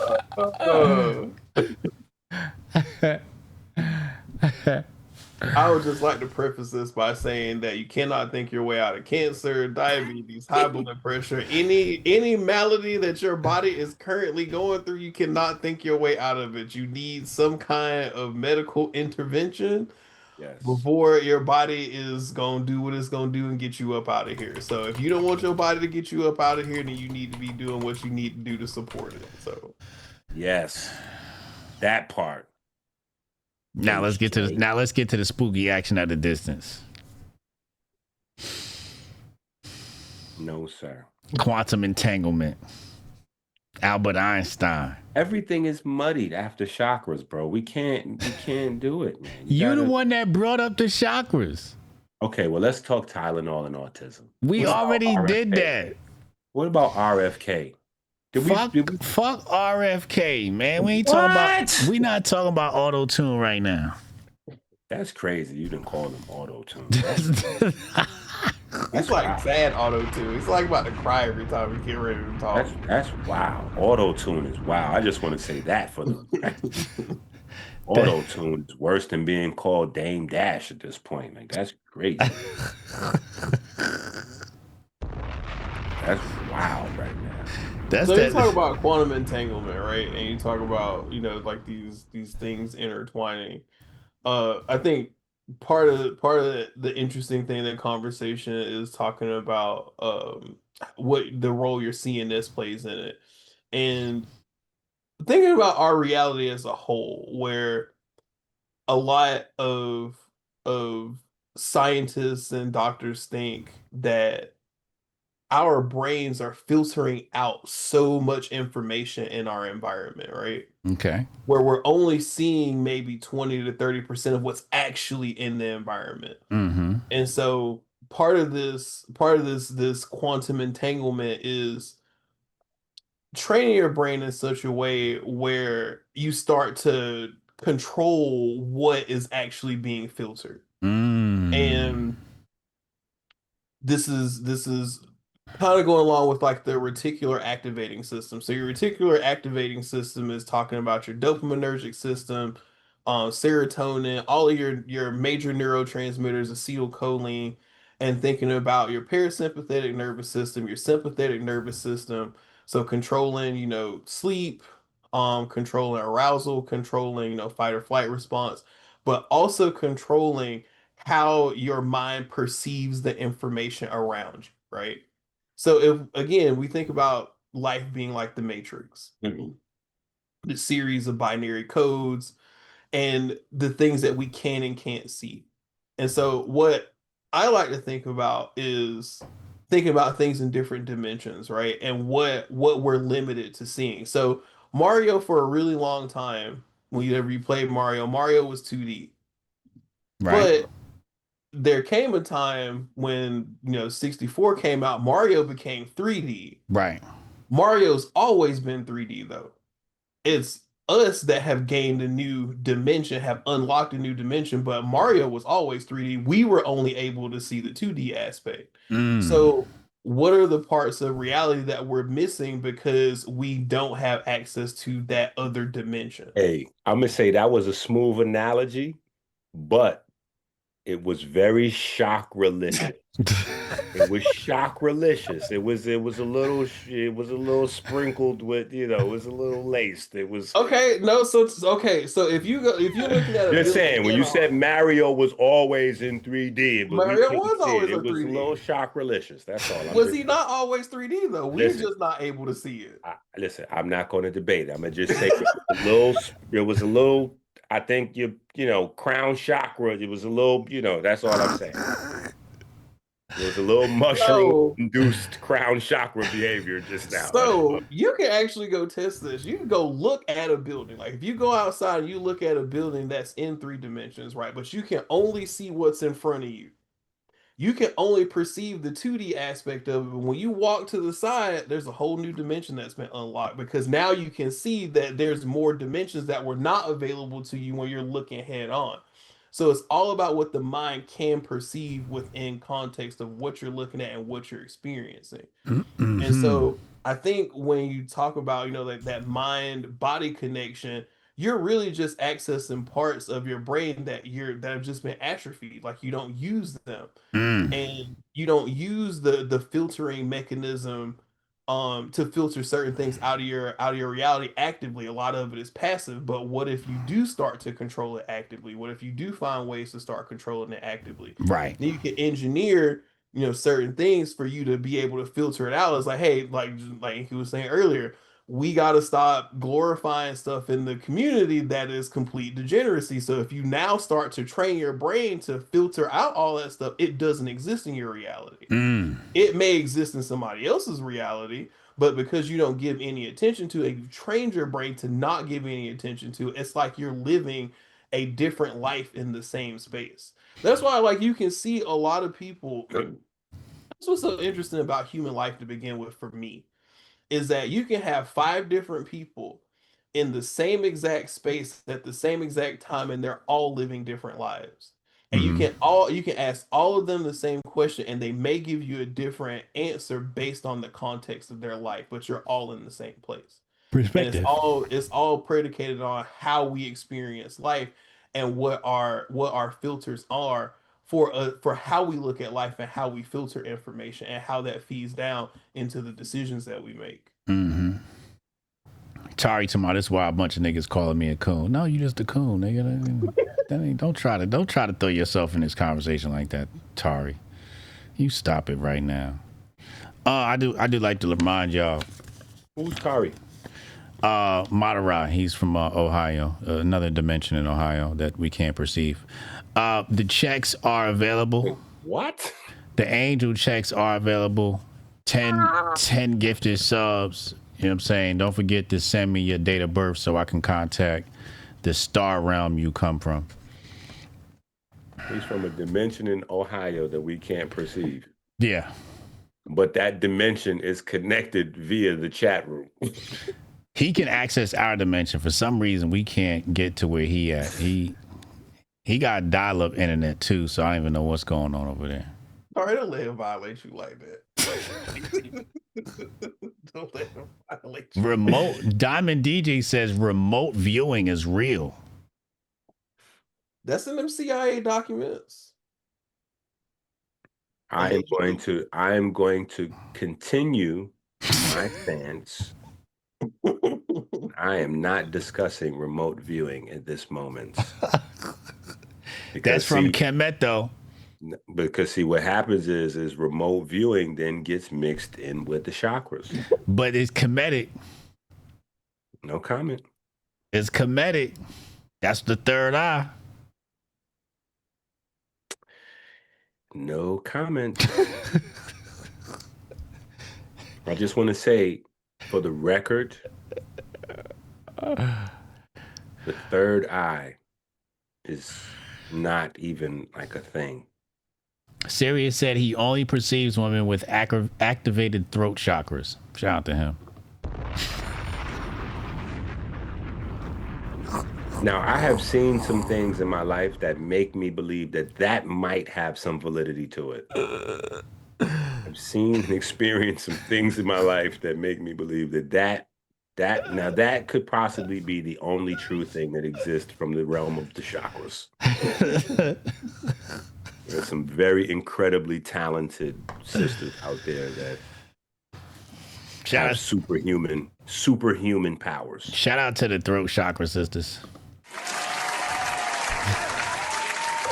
Superhuman powers. Cat, put the wine down. Cat, put the wine down. I know Cat on her 3rd glass of wine tonight.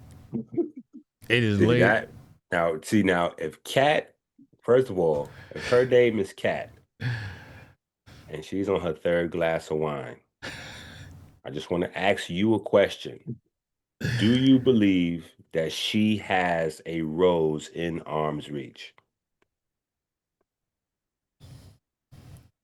No. Wait. I'm gonna say no too. If this is the cat I'm thinking about, I'm gonna say no too. I'm gonna just. It's the cat you thinking about. I'm gonna pray for Todd. I ain't no rose nearby. I'm gonna just pray for Todd. She said she only had 2 glasses. Only 2. So it's definitely like 4 or 5 at this point. Okay. I'm gonna go no. I'm gonna go no. She doesn't even own one. I'm gonna go no. Not my cat. I gotta agree with that. She doesn't even own one. She's a good woman. Good white woman. But wait a minute. Wait. Hold. Wait. That was all crazy right there. Hold on. Wait a minute. I agree with EnQi and the tabs. I wanted to bring this up. I meant to bring this up earlier. I've seen some absolutely despicable activity recently that has led me to believe that the tabs that you say, because I'm not gonna lie to you, I really wanted to argue with you about the tabs, and people tabbing out of the conversation, doing their thing, coming back. I'm like, there's no way this is happening. EnQi is tripping. I just gotta say that I gotta revise that statement. Today's chat, I think there was some tabs open. Some stuff. Go. Listen, EnQi was on to something. I hate that I gotta admit that, but EnQi was definitely on to something. Definitely on to something. It's definitely some suspicious tabs open.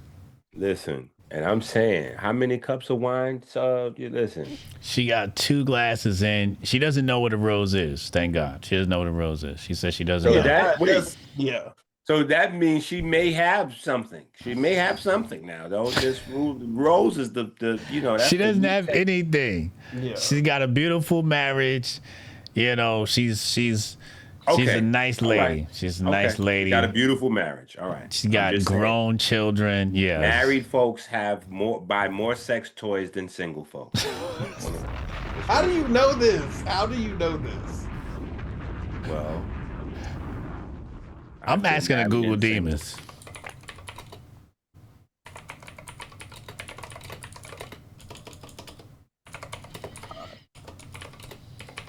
Oh man.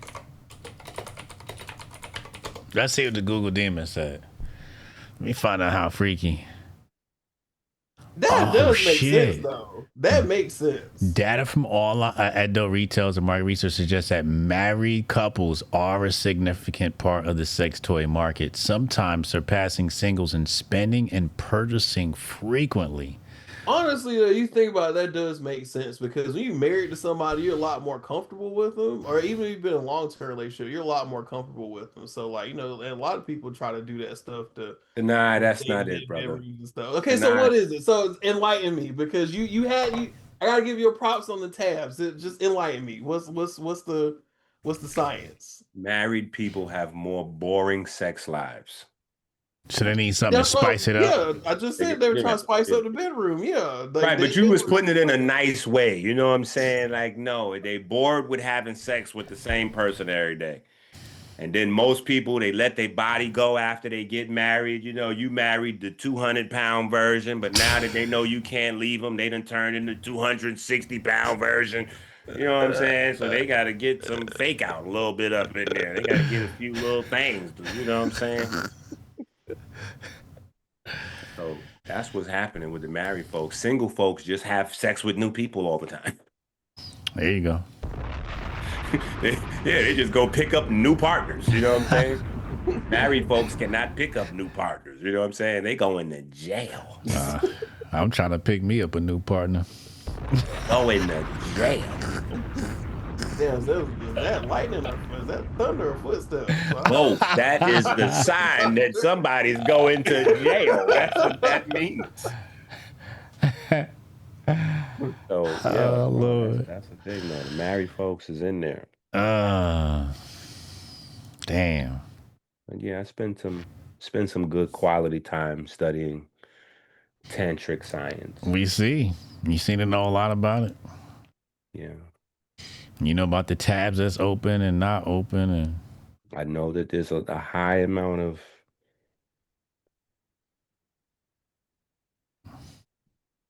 self-debating going on. There are a lot of mass debaters going on.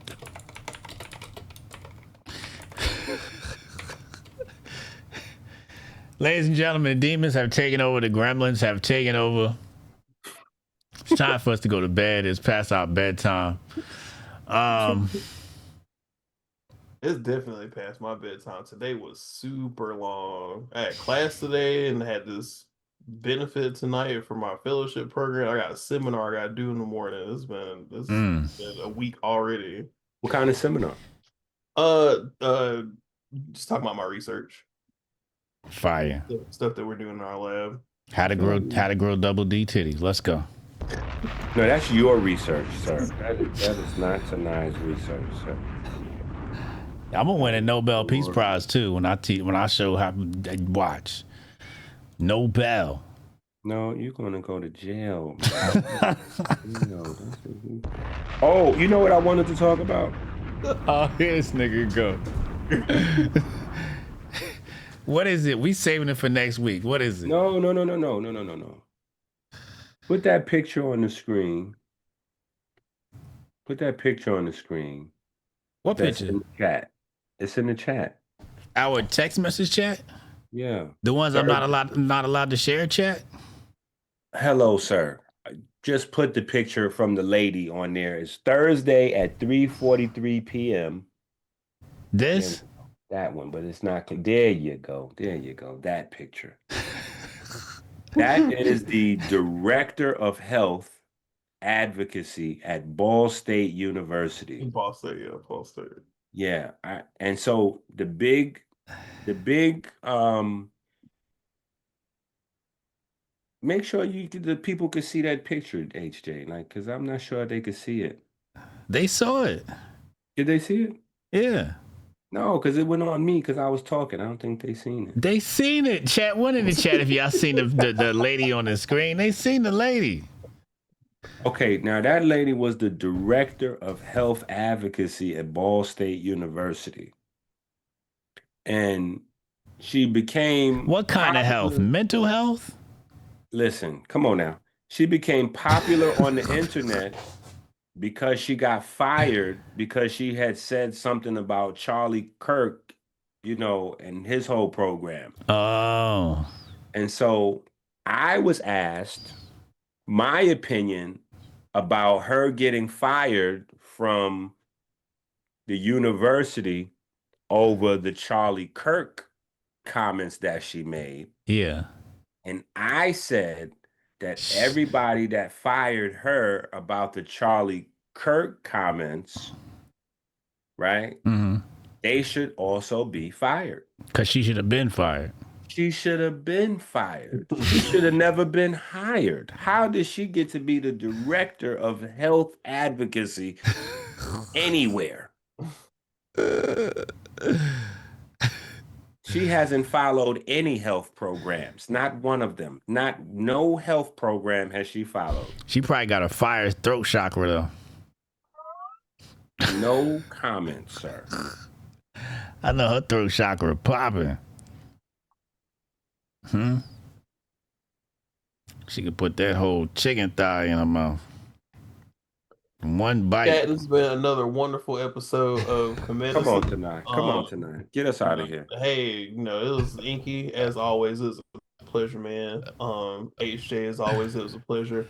So next week we'll come back with something, little new. EnQi he didn't want to talk too much about the mind connection, but I think we got our point across. So we'll come back with some new good content. We talked about how the Tylenol is giving kids autism and how can be kind of related to the diet too. So yeah, we cover some good stuff tonight. W's in the chat if we dropped another class tonight and you learned. W's in the chat if you learned something tonight. W's in the chat if you believe that you have a throat chakra. Pause. Come on, man. He tried to catch y'all out there. All right, fellas. I'll see y'all next week. Peace. Peace.